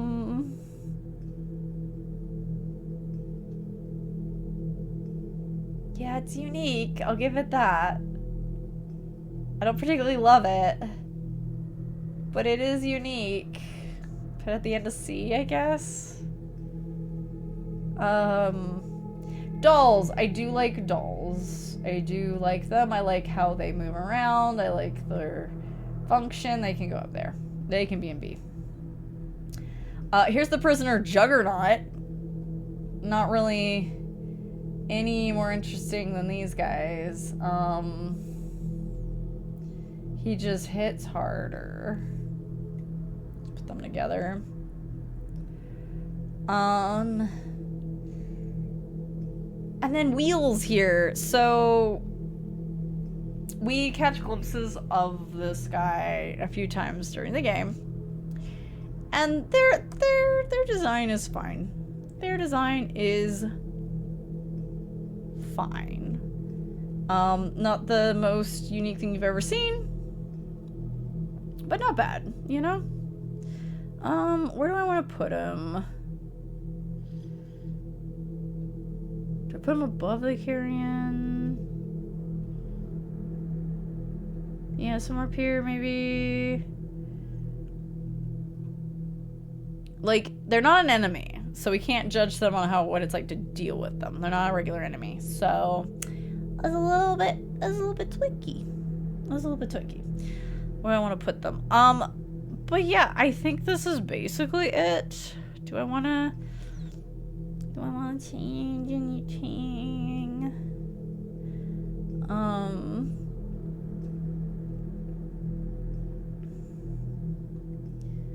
Fucking puppet doctors.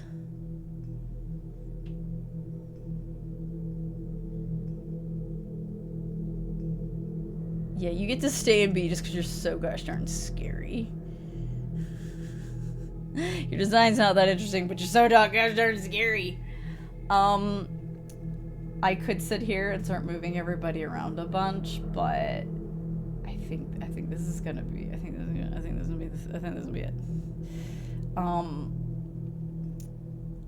Yeah. How do I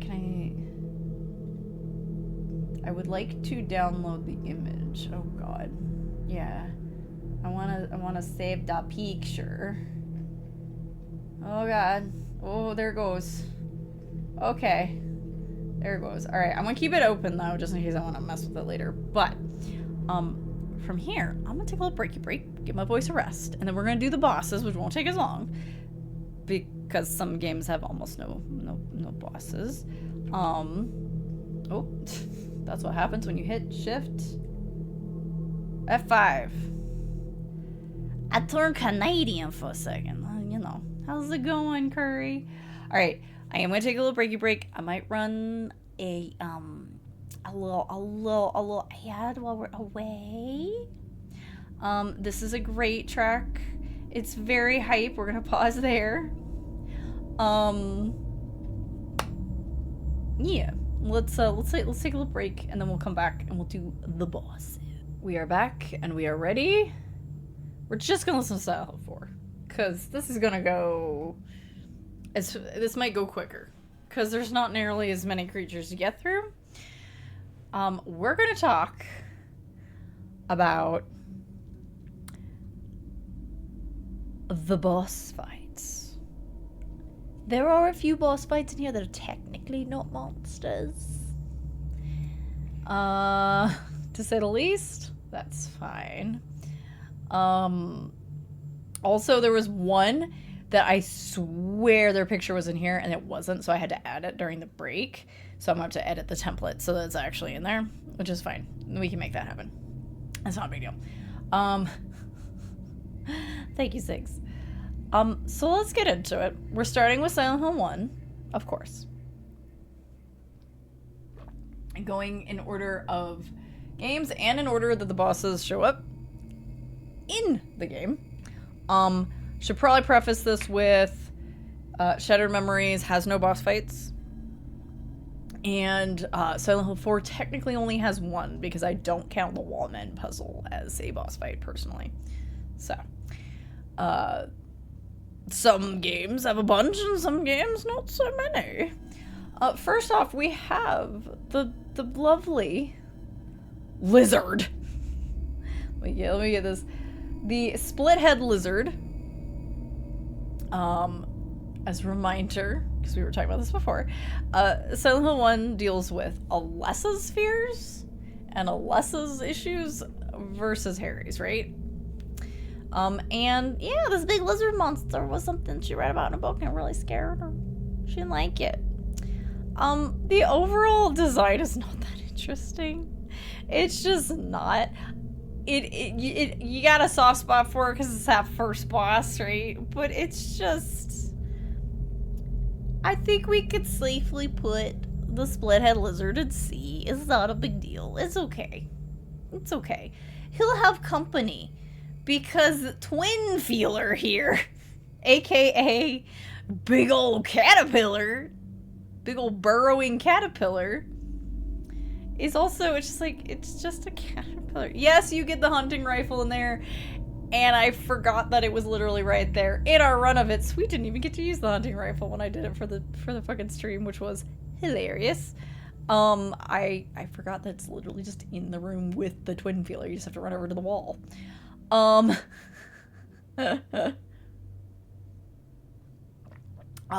yeah, he's just a big burrowing caterpillar. I don't know why they made his picture so big in the tier maker, but that's okay. There you go, twin feeler.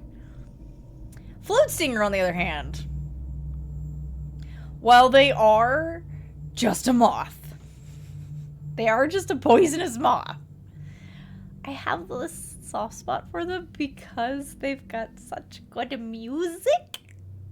They got such good music. You know what? Hang on. Pause. 2 seconds. Here, I'll find it. I'll find it for you guys. Hang on. I'll find it for you guys. Float Stinger. Float Stinger. It's basically I'll Kill You, but like that's the name of the track, right? But it's better, essentially. I don't know how to describe it exactly. Or at least it's partially that track. Hang on. If I'm remembering right. I think it's okay.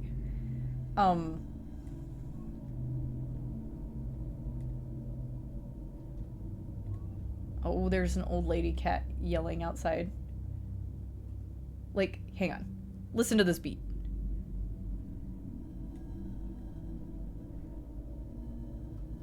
Listen to this beat.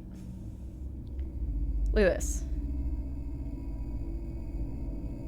Like, you come out of Alchemia and you hear this beat and you're like, what? What's going on? And then you realize that you're closed in and you can't go anywhere except up the stairs above the post office. Is the moth. I actually like the moth. I think the moth is fine. And I mean, it's a simple enough fight, but it's nothing to sniff at. You can go down. A vaguely related question? Yes. And there's the recognizable bit of I'll kill you. Right? Like, maybe I'm putting too much weight into the context of the fight, but I feel like that's important since these are our boss fights. You know, you only encounter these things once. They get one shot to wow you. Are death heads moss a Native American symbol thing or just a general symbol of death related stuff? I think it's a general symbol of death. I think. I have to look it up.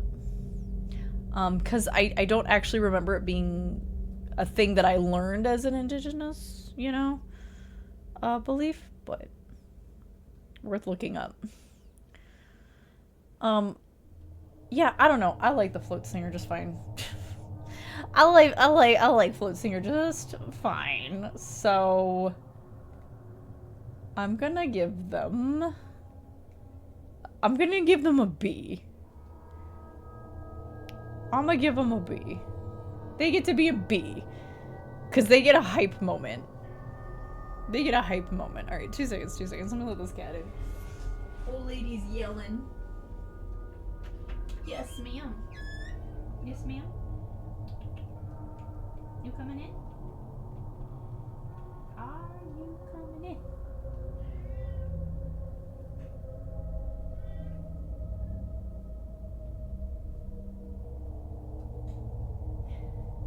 She wasn't even facing the door. She was just yelling into the darkness. Come on, baby girl. Come sit. Come sit. quite as much of a dementia kitty as your brother, but still. Come get comfy.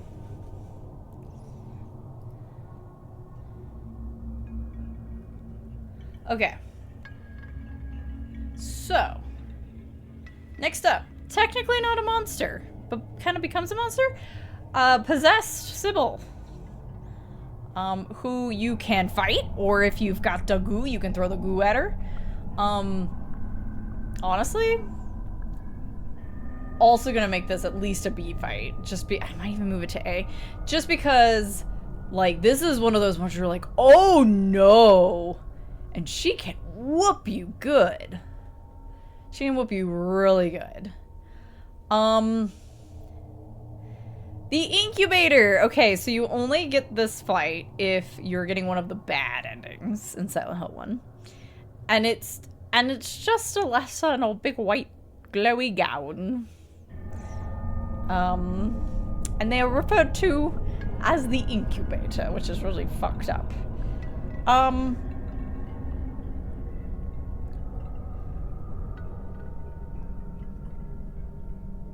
Do I put them between the two, or do I put her at the top of C? Because it's just, there's not much going on.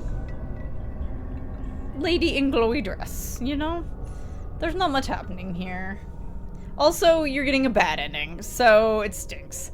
I don't find the bad endings very interesting. Well, one of them... The worst one is... Technically, the worst one is kind of interesting. But it's just a Jacob's Ladder kind of take, so, you know. Incubus, aka Samael. They can mess you up pretty good. Their design's alright. Their design is alright.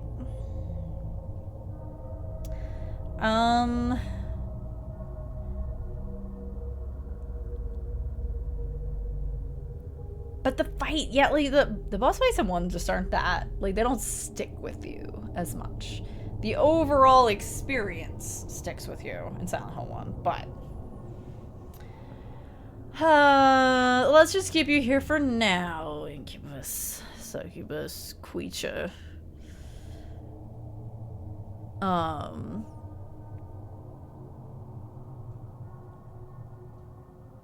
Yeah, I hate fighting this thing on anything higher than easy difficulty because they just, God, it just takes you out so fast. All right, so this is Silent Hill 1, at least as it stands at the moment. It's just, you know, I could put Twin Feeler in D, but I don't know. I don't think any of the boss fights belong in D because at the very least, like, Float Singer's a great example. At the very least, it's got some interesting music. It's got an interesting, like you're not expecting to find this weird caterpillar thing when you go into the mall, like the town center. You're not expecting that, and it's a complete troll. When you like fall, it's fine. So Alyssa had a real issue with bugs. Yeah, it's interesting. She has issues with bugs, but she's got butterflies in her room. So she like collected them, which makes me wonder if she actually enjoyed collecting them or if it was like something her mom made her do that she didn't like. I'm actually not sure if that's ever truly addressed. But yeah, we'll leave this here for now. I might be willing to move one of these guys up to A, just because, I mean, the Incubus is a really cool design, let's be real, but the fight itself is just run around and don't get hit by lightning. Like, do your best not to get hit by lightning, and it'll just drop all of your ammo into them. So we'll move on to Silent Hill 2. This first one is kind of small, because it's a vertical. These are the, flesh lips, also known as lust lips, I believe, which I think is weird because they are not lustful looking at all. This is the boss monster that Laura locks you in the room, and there's technically 3 of them. The third one does drop in. The fight is, if you know what to do, hoard the hunting rifle ammo and just mag dump the fuck. Yeah, basically. Alternatively, go in with, like, no ammo and dry fire all your weapons and hope you don't get bugged. that can also end the fight. Something like that. So these guys, I actually like these guys' design. Like, it's real weird and icky, and they grab you with their feeties, and like, yeah, I think they're pretty great. I'm kind of willing to give them an A. But I could also put them high B and like let Incubus be up an A. I don't know. This is hard. I mean, obviously part of this is just my own feelings about the fight. I think they're really cool. I think they're really neat. Yeah, and hoard healing items. Thing is that if you play on normal, chances are you have almost nothing left. Normal or higher easy, you'll probably have stuff. Abstract Daddy. Well, same kind of deal. So we talked about Abstract Daddy before. This is a real fucked up design. The boss fight is in a tiny room, and I hate doing it. But the design of the creature is really, really great. Hey, see? I will definitely take another sippy. It's interesting how, even if you took my nostalgia picks aside, I feel like Silent Hill 1 just had like really strong overall cohesion to its monsters. But then you get to the boss fights and it's like, well, there's a caterpillar, and then there's a moth, and there's a lizard. That's like, which is part of why like these two fights here are just like, they're really cool and a big deal. How you doing, AC? Eddie! Ooh, where do we put Eddie? Our first truly just a human, because you could argue that Sybil is a monster in this form because she's got one of those parasites in her, right?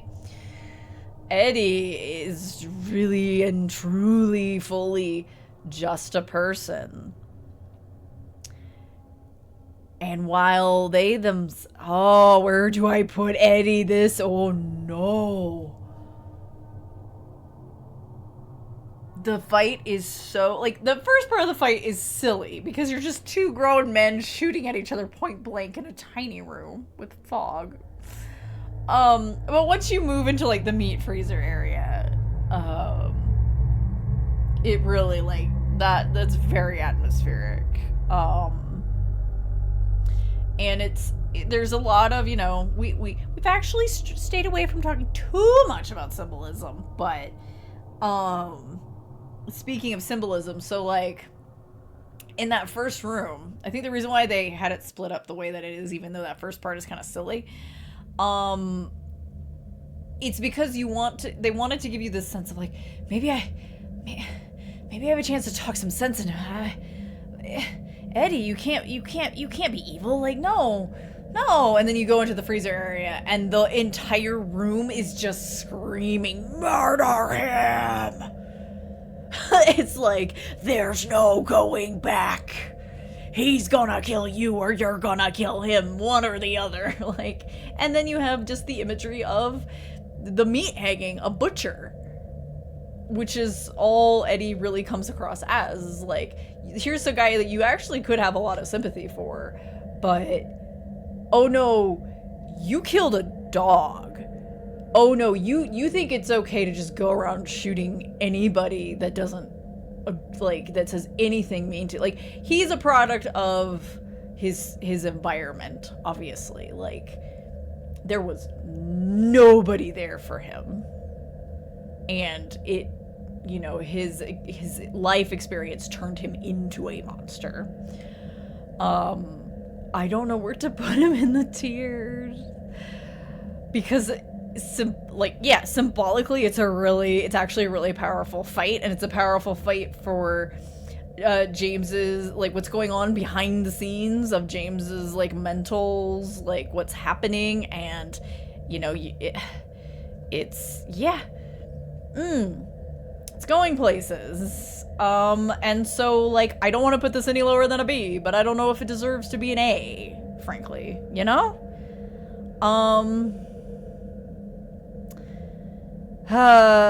Let's put him top of B. We can move him later. Eddie being in Silent Hill with James is not a coincidence. Yeah, they were called at the same time. They were holding at the same time. And I think with Angela as well, because, I mean, the whole scene on the stairs is very clear where she's like, you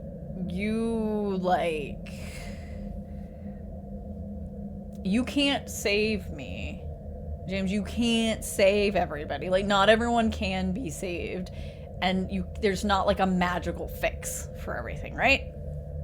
And, like, obviously, part of James's deal is he thought he could fix the situation by doing this horrible thing. Regardless of what his motives were. Yeah, and he put a dog down. I would say that, yeah, he's a fucking sadist. But yeah, he's a product of his environment. He's a fucking sadist. Okay. Pyramid heads.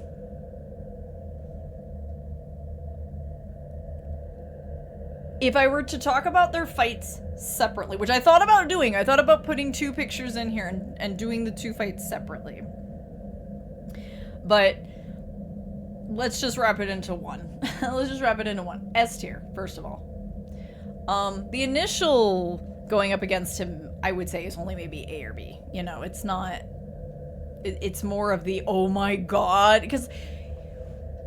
You know, your first time through the game, like, you don't expect them to throw him at you that early. You're like, wait a minute, wait, this is my first boss? What? I can't do anything. It just bounces off of him. What do I do? You run around for a few minutes until the sirens go off. That's what you do.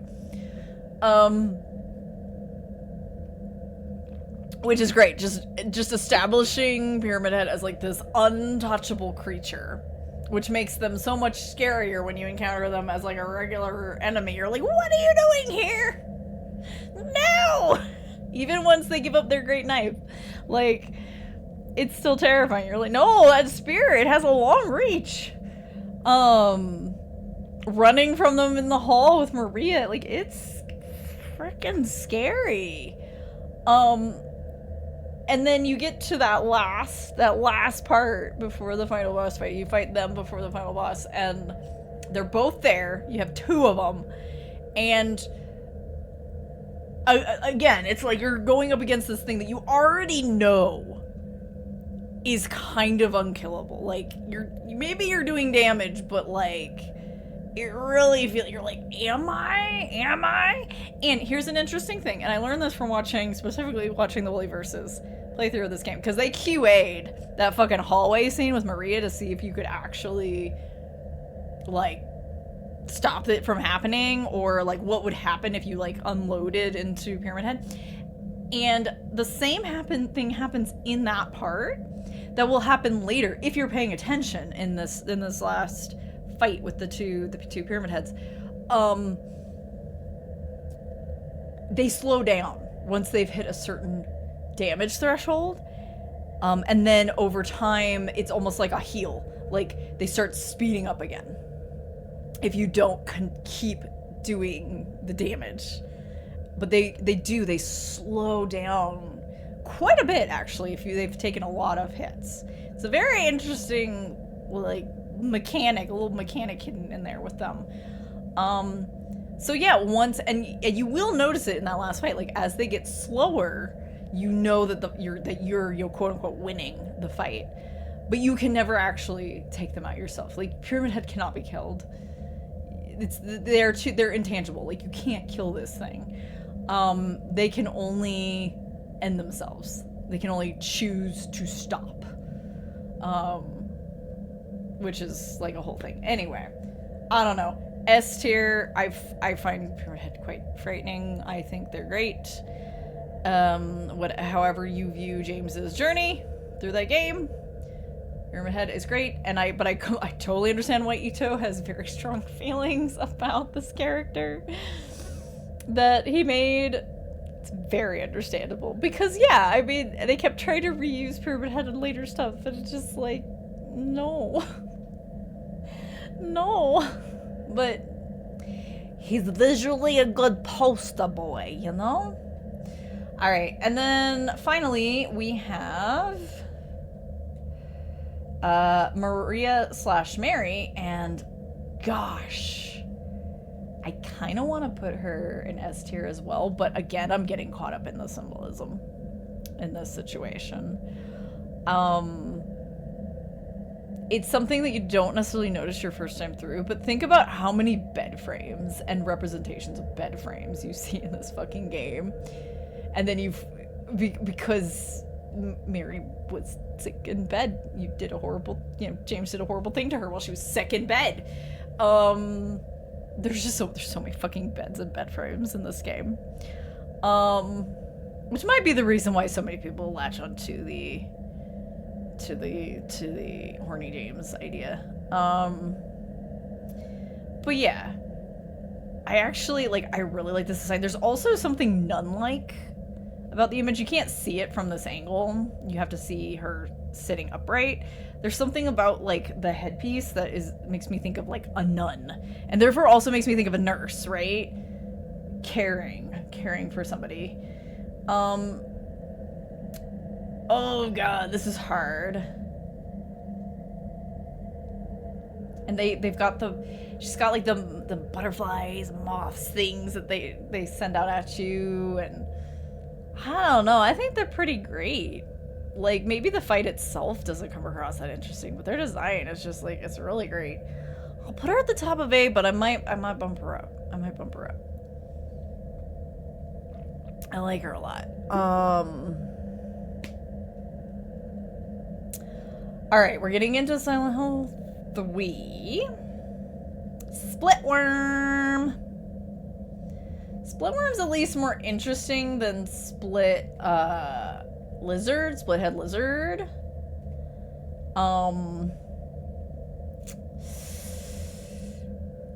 Coming right out of the gate, like, I'm usually somebody who's like, y'all chill, when everybody's like, it's phallic, this is phallic, and that's phallic, and I want to say 85 to 90% of the time I'm like, y'all chill, you're reading into some of these things too much.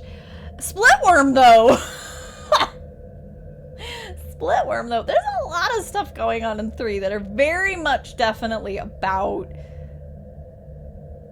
yeah, like, the idea of conception, and it's really freaky. That's Ambience.gif. This one, yeah, I'd say so.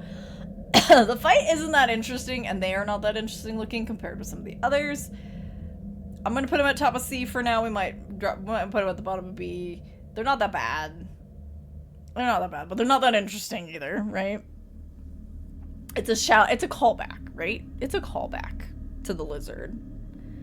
And they were really hard to fight with fucking Beam Saber. Have to time it just right.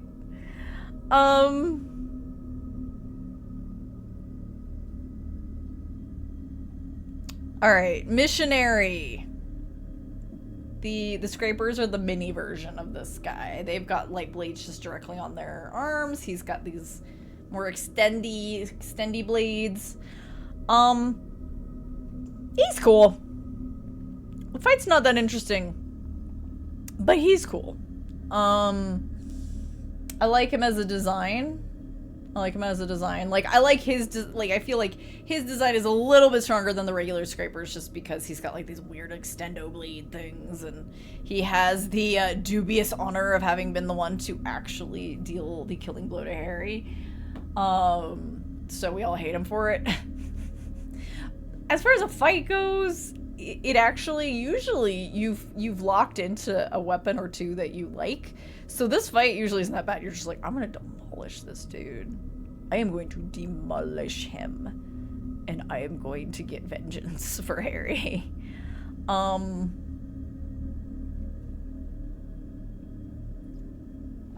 willing to, like, put him up here with Eddie, because, like, he has a more interesting design than Eddie, but Eddie has better symbolism. Yeah. Leonard Wolf. What a guy! Love his weird music. You know what? This is another one where I feel like I gotta pull up the weird music. Kind of like Float Singer. Like, this one is just very, very interesting. And also, we already listened to some of Silent Hill Origins, so maybe we'll switch over to a different track. with the legends. Let's see here. Silent Hill. What's that track? Yeah. It's not on the soundtracks. It's not on the soundtracks. You have to like get a version that's like the full version. I really like this track is weird and I like it. You're fighting him in water. Like there's like these weird gears, like grind people that could just like grind people up. His design is just, it's kind of odd. Like it's not that amazing, but I actually really like it. Yeah, this is a really good industrial track. And like the weird like breathing, like this definitely is like the breathing of somebody like on the other end of the phone just listening. Like it's fucked up. And I like it a lot. So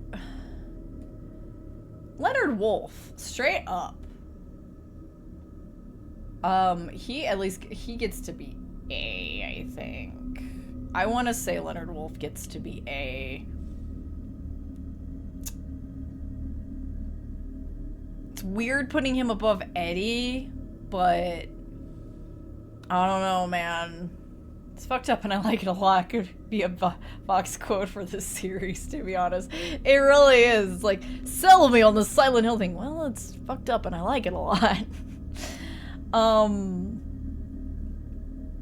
Honestly, Silent Hill was one of those things that when I discovered it, I was like, this was like what is already like in my brain. Like, I like this. Especially Silent Hill 1. Alright. Leonard Wolf at least gets to be here for now. We might bump him to B, but if he goes to B, he still gets to be above Eddie. Memory of Alessa. Okay, this is gonna be tricky because I'm like, between Memory of Alessa and God. Who gets to be the S tier? I don't know. Do they both get to be S tier? Because I like them a lot. Memory. I'm a sucker for a doppelganger fight. I am. I'm a sucker for a good doppelganger fight. Sometimes a doppelganger fight hits and it's the most annoying, boring, bullshit thing in the world. Memory of Alessa is, well, she's just gonna have your arsenal, but bro. She's just gonna have your arsenal. She thinks she's doing a mercy killing because she knows what's waiting for you in that fucking church. So, I just like this design. This design's so good. I'm gonna let Memory of Alessa go up to S for sure. But God, yeah, I had a problem finding a picture where God's mouth wasn't open, which sounds hilarious. The concept art, her mouth would be closed, but every screenshot, her mouth was open, which is weird because most of the fight, her mouth is shut. What are you people doing? Do I have to get the music out again? I think I do. I think I have to get the music out again. Because this was one of those tracks that you just don't hear. Like, Memory of Alessa is like the fucking throat singing track, which is so awesome. But, what is it called? It's called like Last Boss Remix or something. It was on...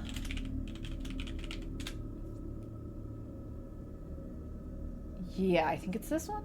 Yes. Well, that's pretty loud. Hang on.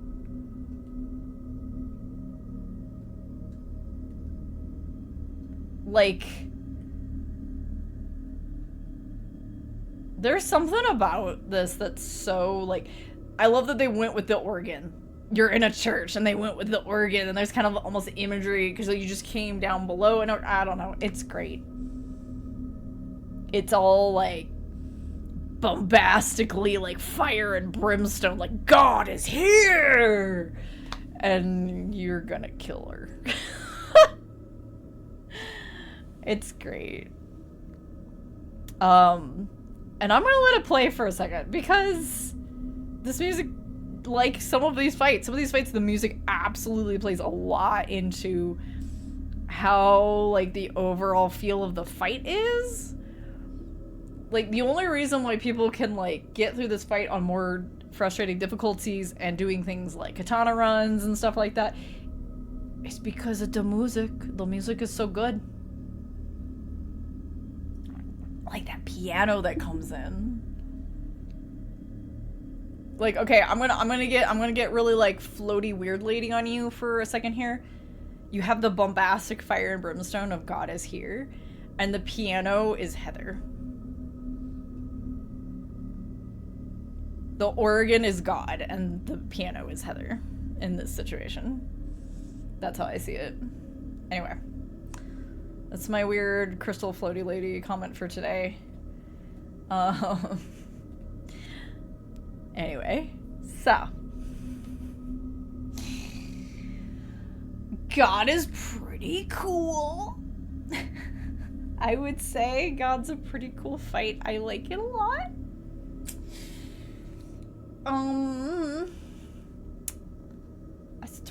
I struggle with where to put it. I'm putting an A for now. And now for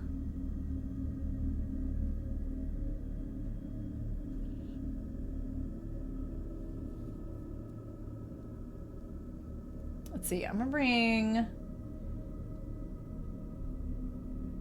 Do we want to? I should put more emphasis into the fight itself, not just their design. How much we enjoy the fight itself. Because in that case, I would move Leonard up here a little bit, quite frankly, over these two.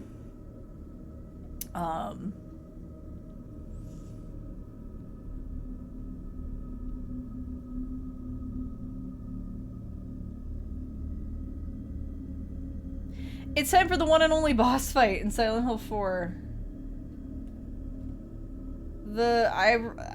Some people call it the conjured creature. I can't remember what its official name is. I just refer to it as the conjured mother. This fight is a weird one because there's lots of elements to it. 'Cause it's not just about the design of the boss, but the fight itself is multifaceted because you need to go around and gather all the spears out of these bodies over here and shove them into this weird creature that has been birthed. Hang on. It's not high res, but there you go. Meanwhile, Walter is trying to fucking murder you. And depending on how well you've done so far with Eileen, Eileen is, no matter what, walking towards the event horizon, like, pit of blood death trap thing. This is gyro, what's it? But how fast she's walking depends on where she's at, you know, mentally and such. Yeah, so you gotta make sure you're trying to do all this as fast as you can so Eileen doesn't die. Theoretically, you're trying to save Eileen. But you're also trying to kill Walter. Well, you can't kill Walter until you basically make him fully corporeal and real, and you've shoved enough spears into the thing that you can then just unleash on Walter as fast as you can. Eileen is either walking the plane or fucking sprinting it. And in our run, she was sprinting it, so that was nerve-wracking. I'd never had her sprint it before.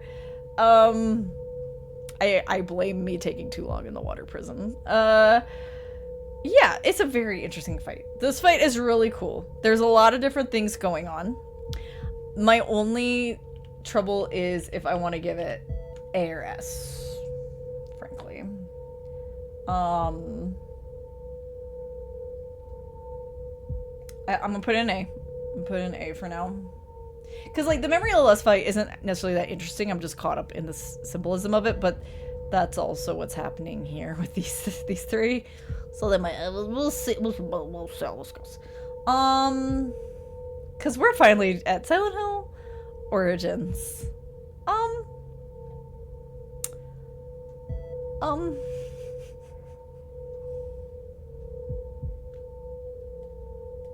Here's Mama.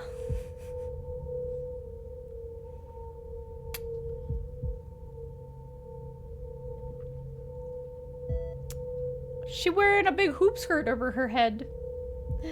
Hey Ginger, thanks for the lurk. Yeah, more oranges. You know what's weird? I don't like Mama's design that much.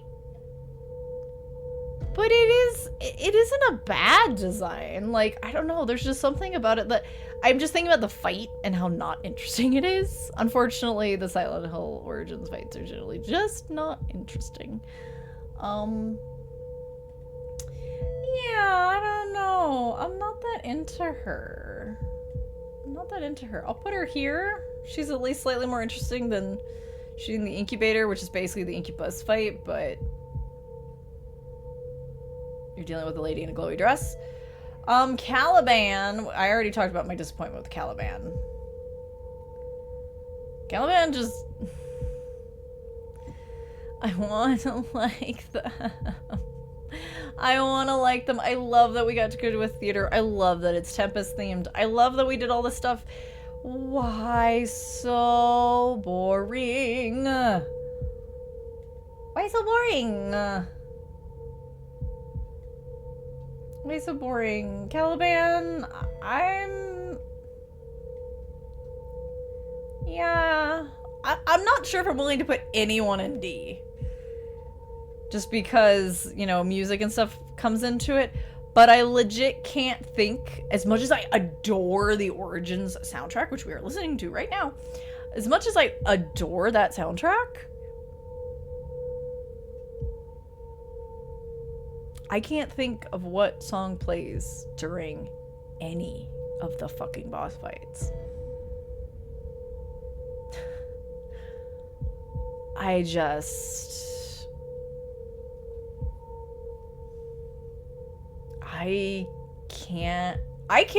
can recall Twin Feelers music.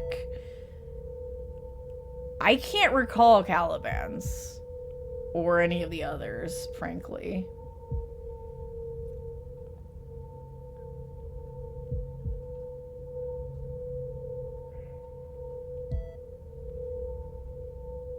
The problem with C tier is the minute I start dropping any of these guys into D, then I want all of them to follow. And I'm like, oh, then who's left in C tier?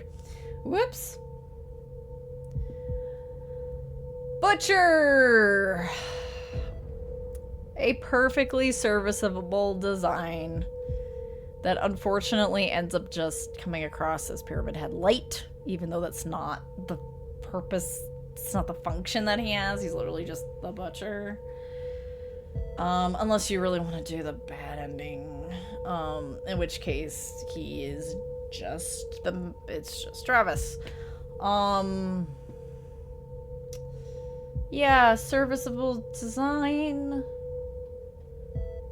but yeah, just not that interesting. Oh yeah, everybody's favorite named boss. Sad Daddy. It's Sad Daddy. What a weird little fight. Probably the tiniest room that you have to do any boss fight in this game. And there's some pretty tiny rooms that you do boss fights in these games. I like it better than, I think, any of the other boss designs, despite its silly name. Despite it being called Sad Daddy, which makes everybody chuckle.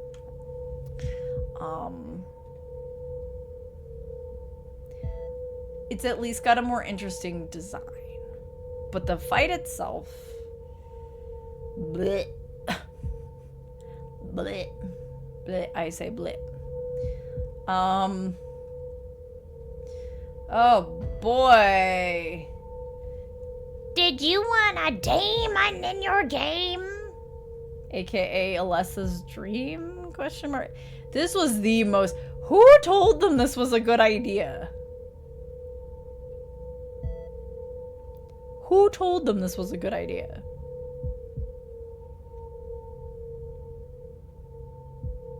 I feel like baby's first Diablo. I feel like this fucker. No. You're boring. You're fucking boring. I'm half. I know Mama's design is alright, but I'm half tempted to put her down here as well. Oh, I might have to. I'm gonna have to put some of these guys down in D. Like, fuck. Fuck this boss. Also, fuck having to open the Floros. That puzzle is the worst.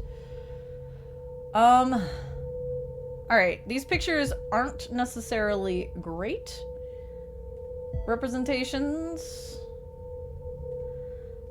of each of these bosses, but we're about to get into some of the best bosses designs. Not necessarily boss fights, but boss designs.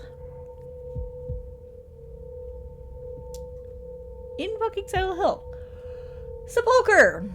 Like, this does not represent them well at all. They are this, they're like basically this hanging being that is like, you know, they're growing off the tree and then they swing around and they punch you and they're the manifestation of child who was buried alive.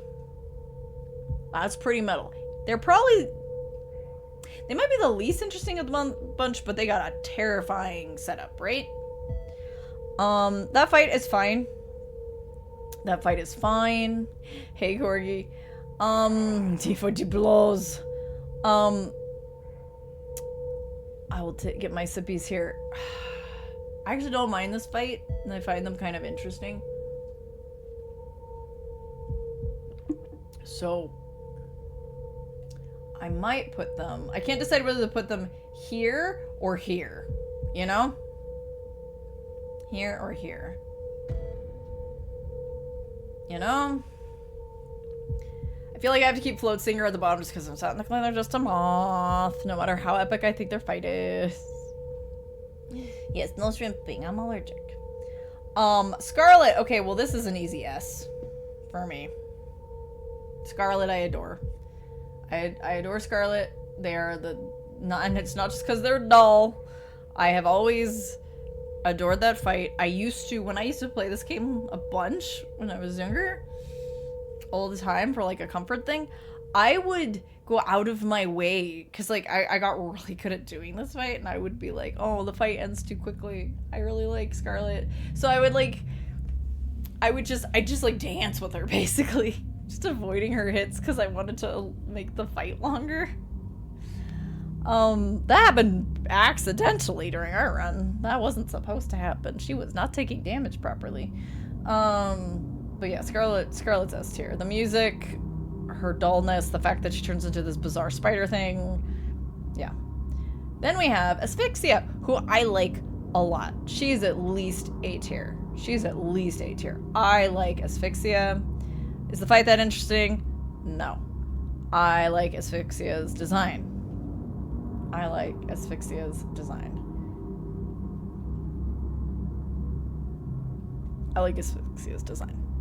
So she gets to be an A tier. Her design is great. Next up.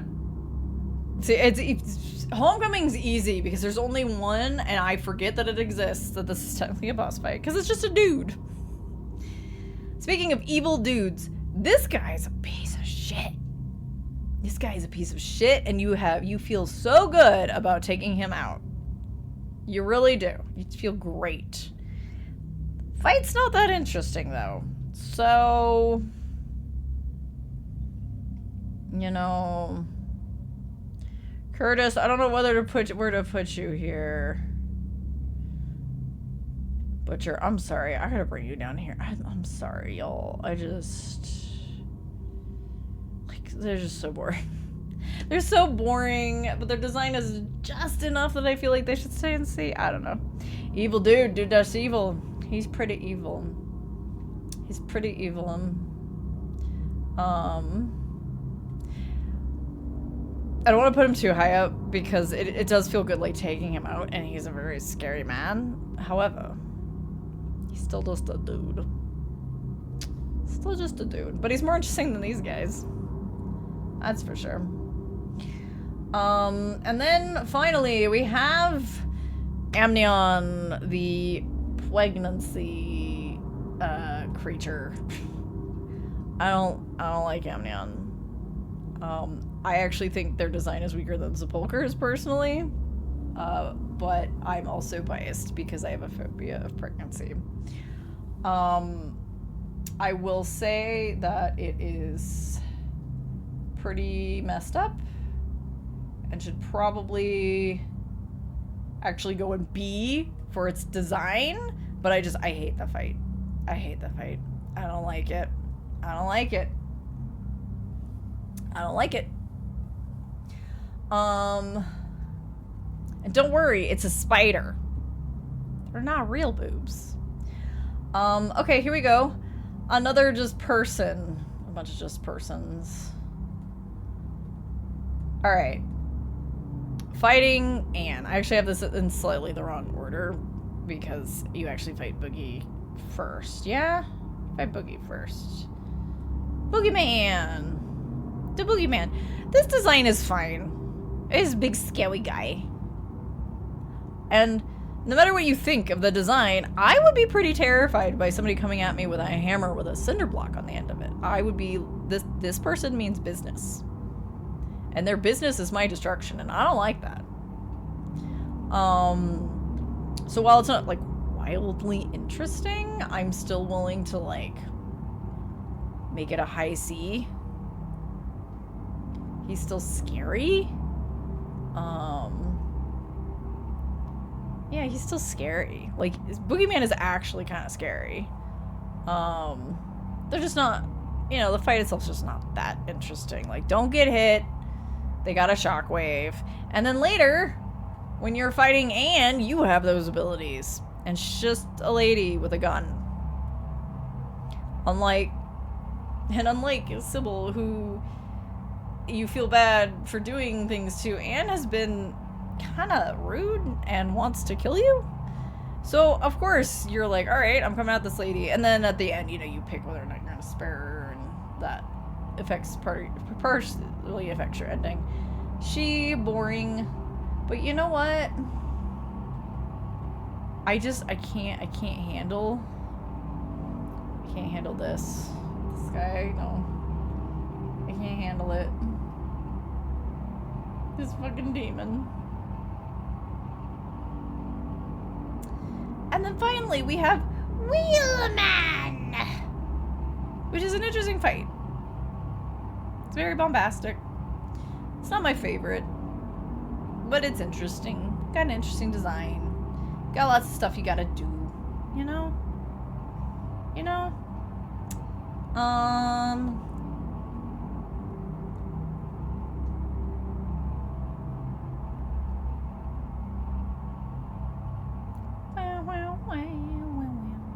Amnion, I'm half tempted to bump you down to C and put Wheelman there at the end of B.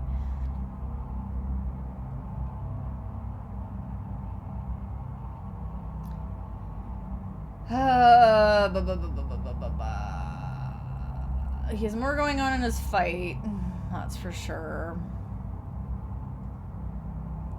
Mama, you so boring. I'm sorry. Butcher, you were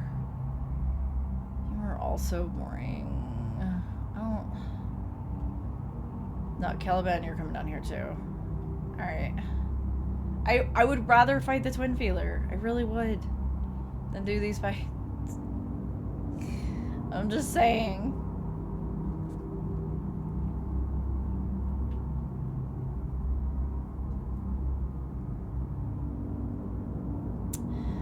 And actually, I'm half tempted to move Incubator down just because I'm like, it's bad in the alley.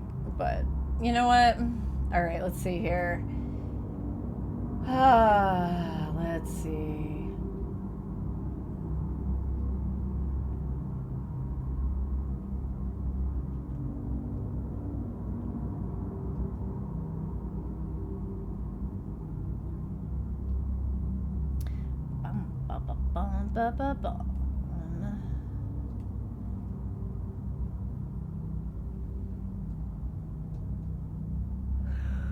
But Alyssa, you are running on so much of your own decide right now. Oh my gosh.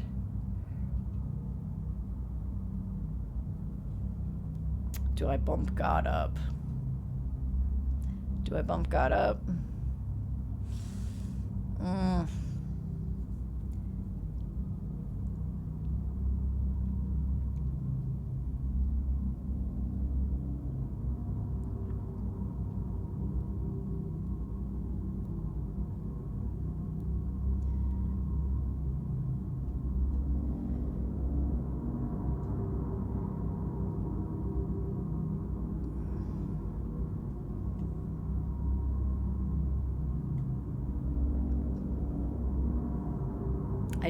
I'm trying to go off of vibes. I'm like, how excited do I get when it's time to fight them, you know?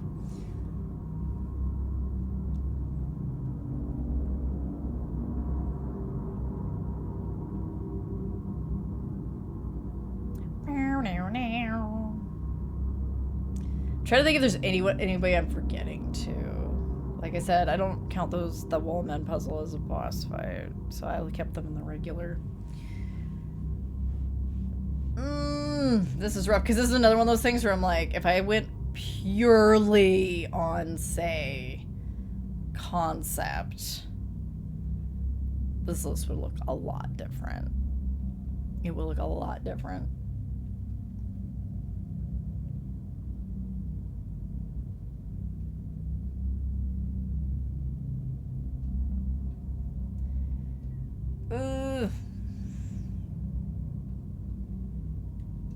I'm putting God up here. I'm trying to decide if I'm gonna put the mother. It is very dramatic and there's a lot going on.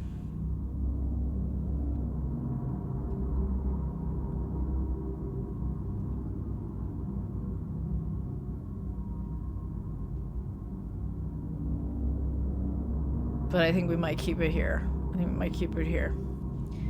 And that's the boss monsters. That's the boss monsters.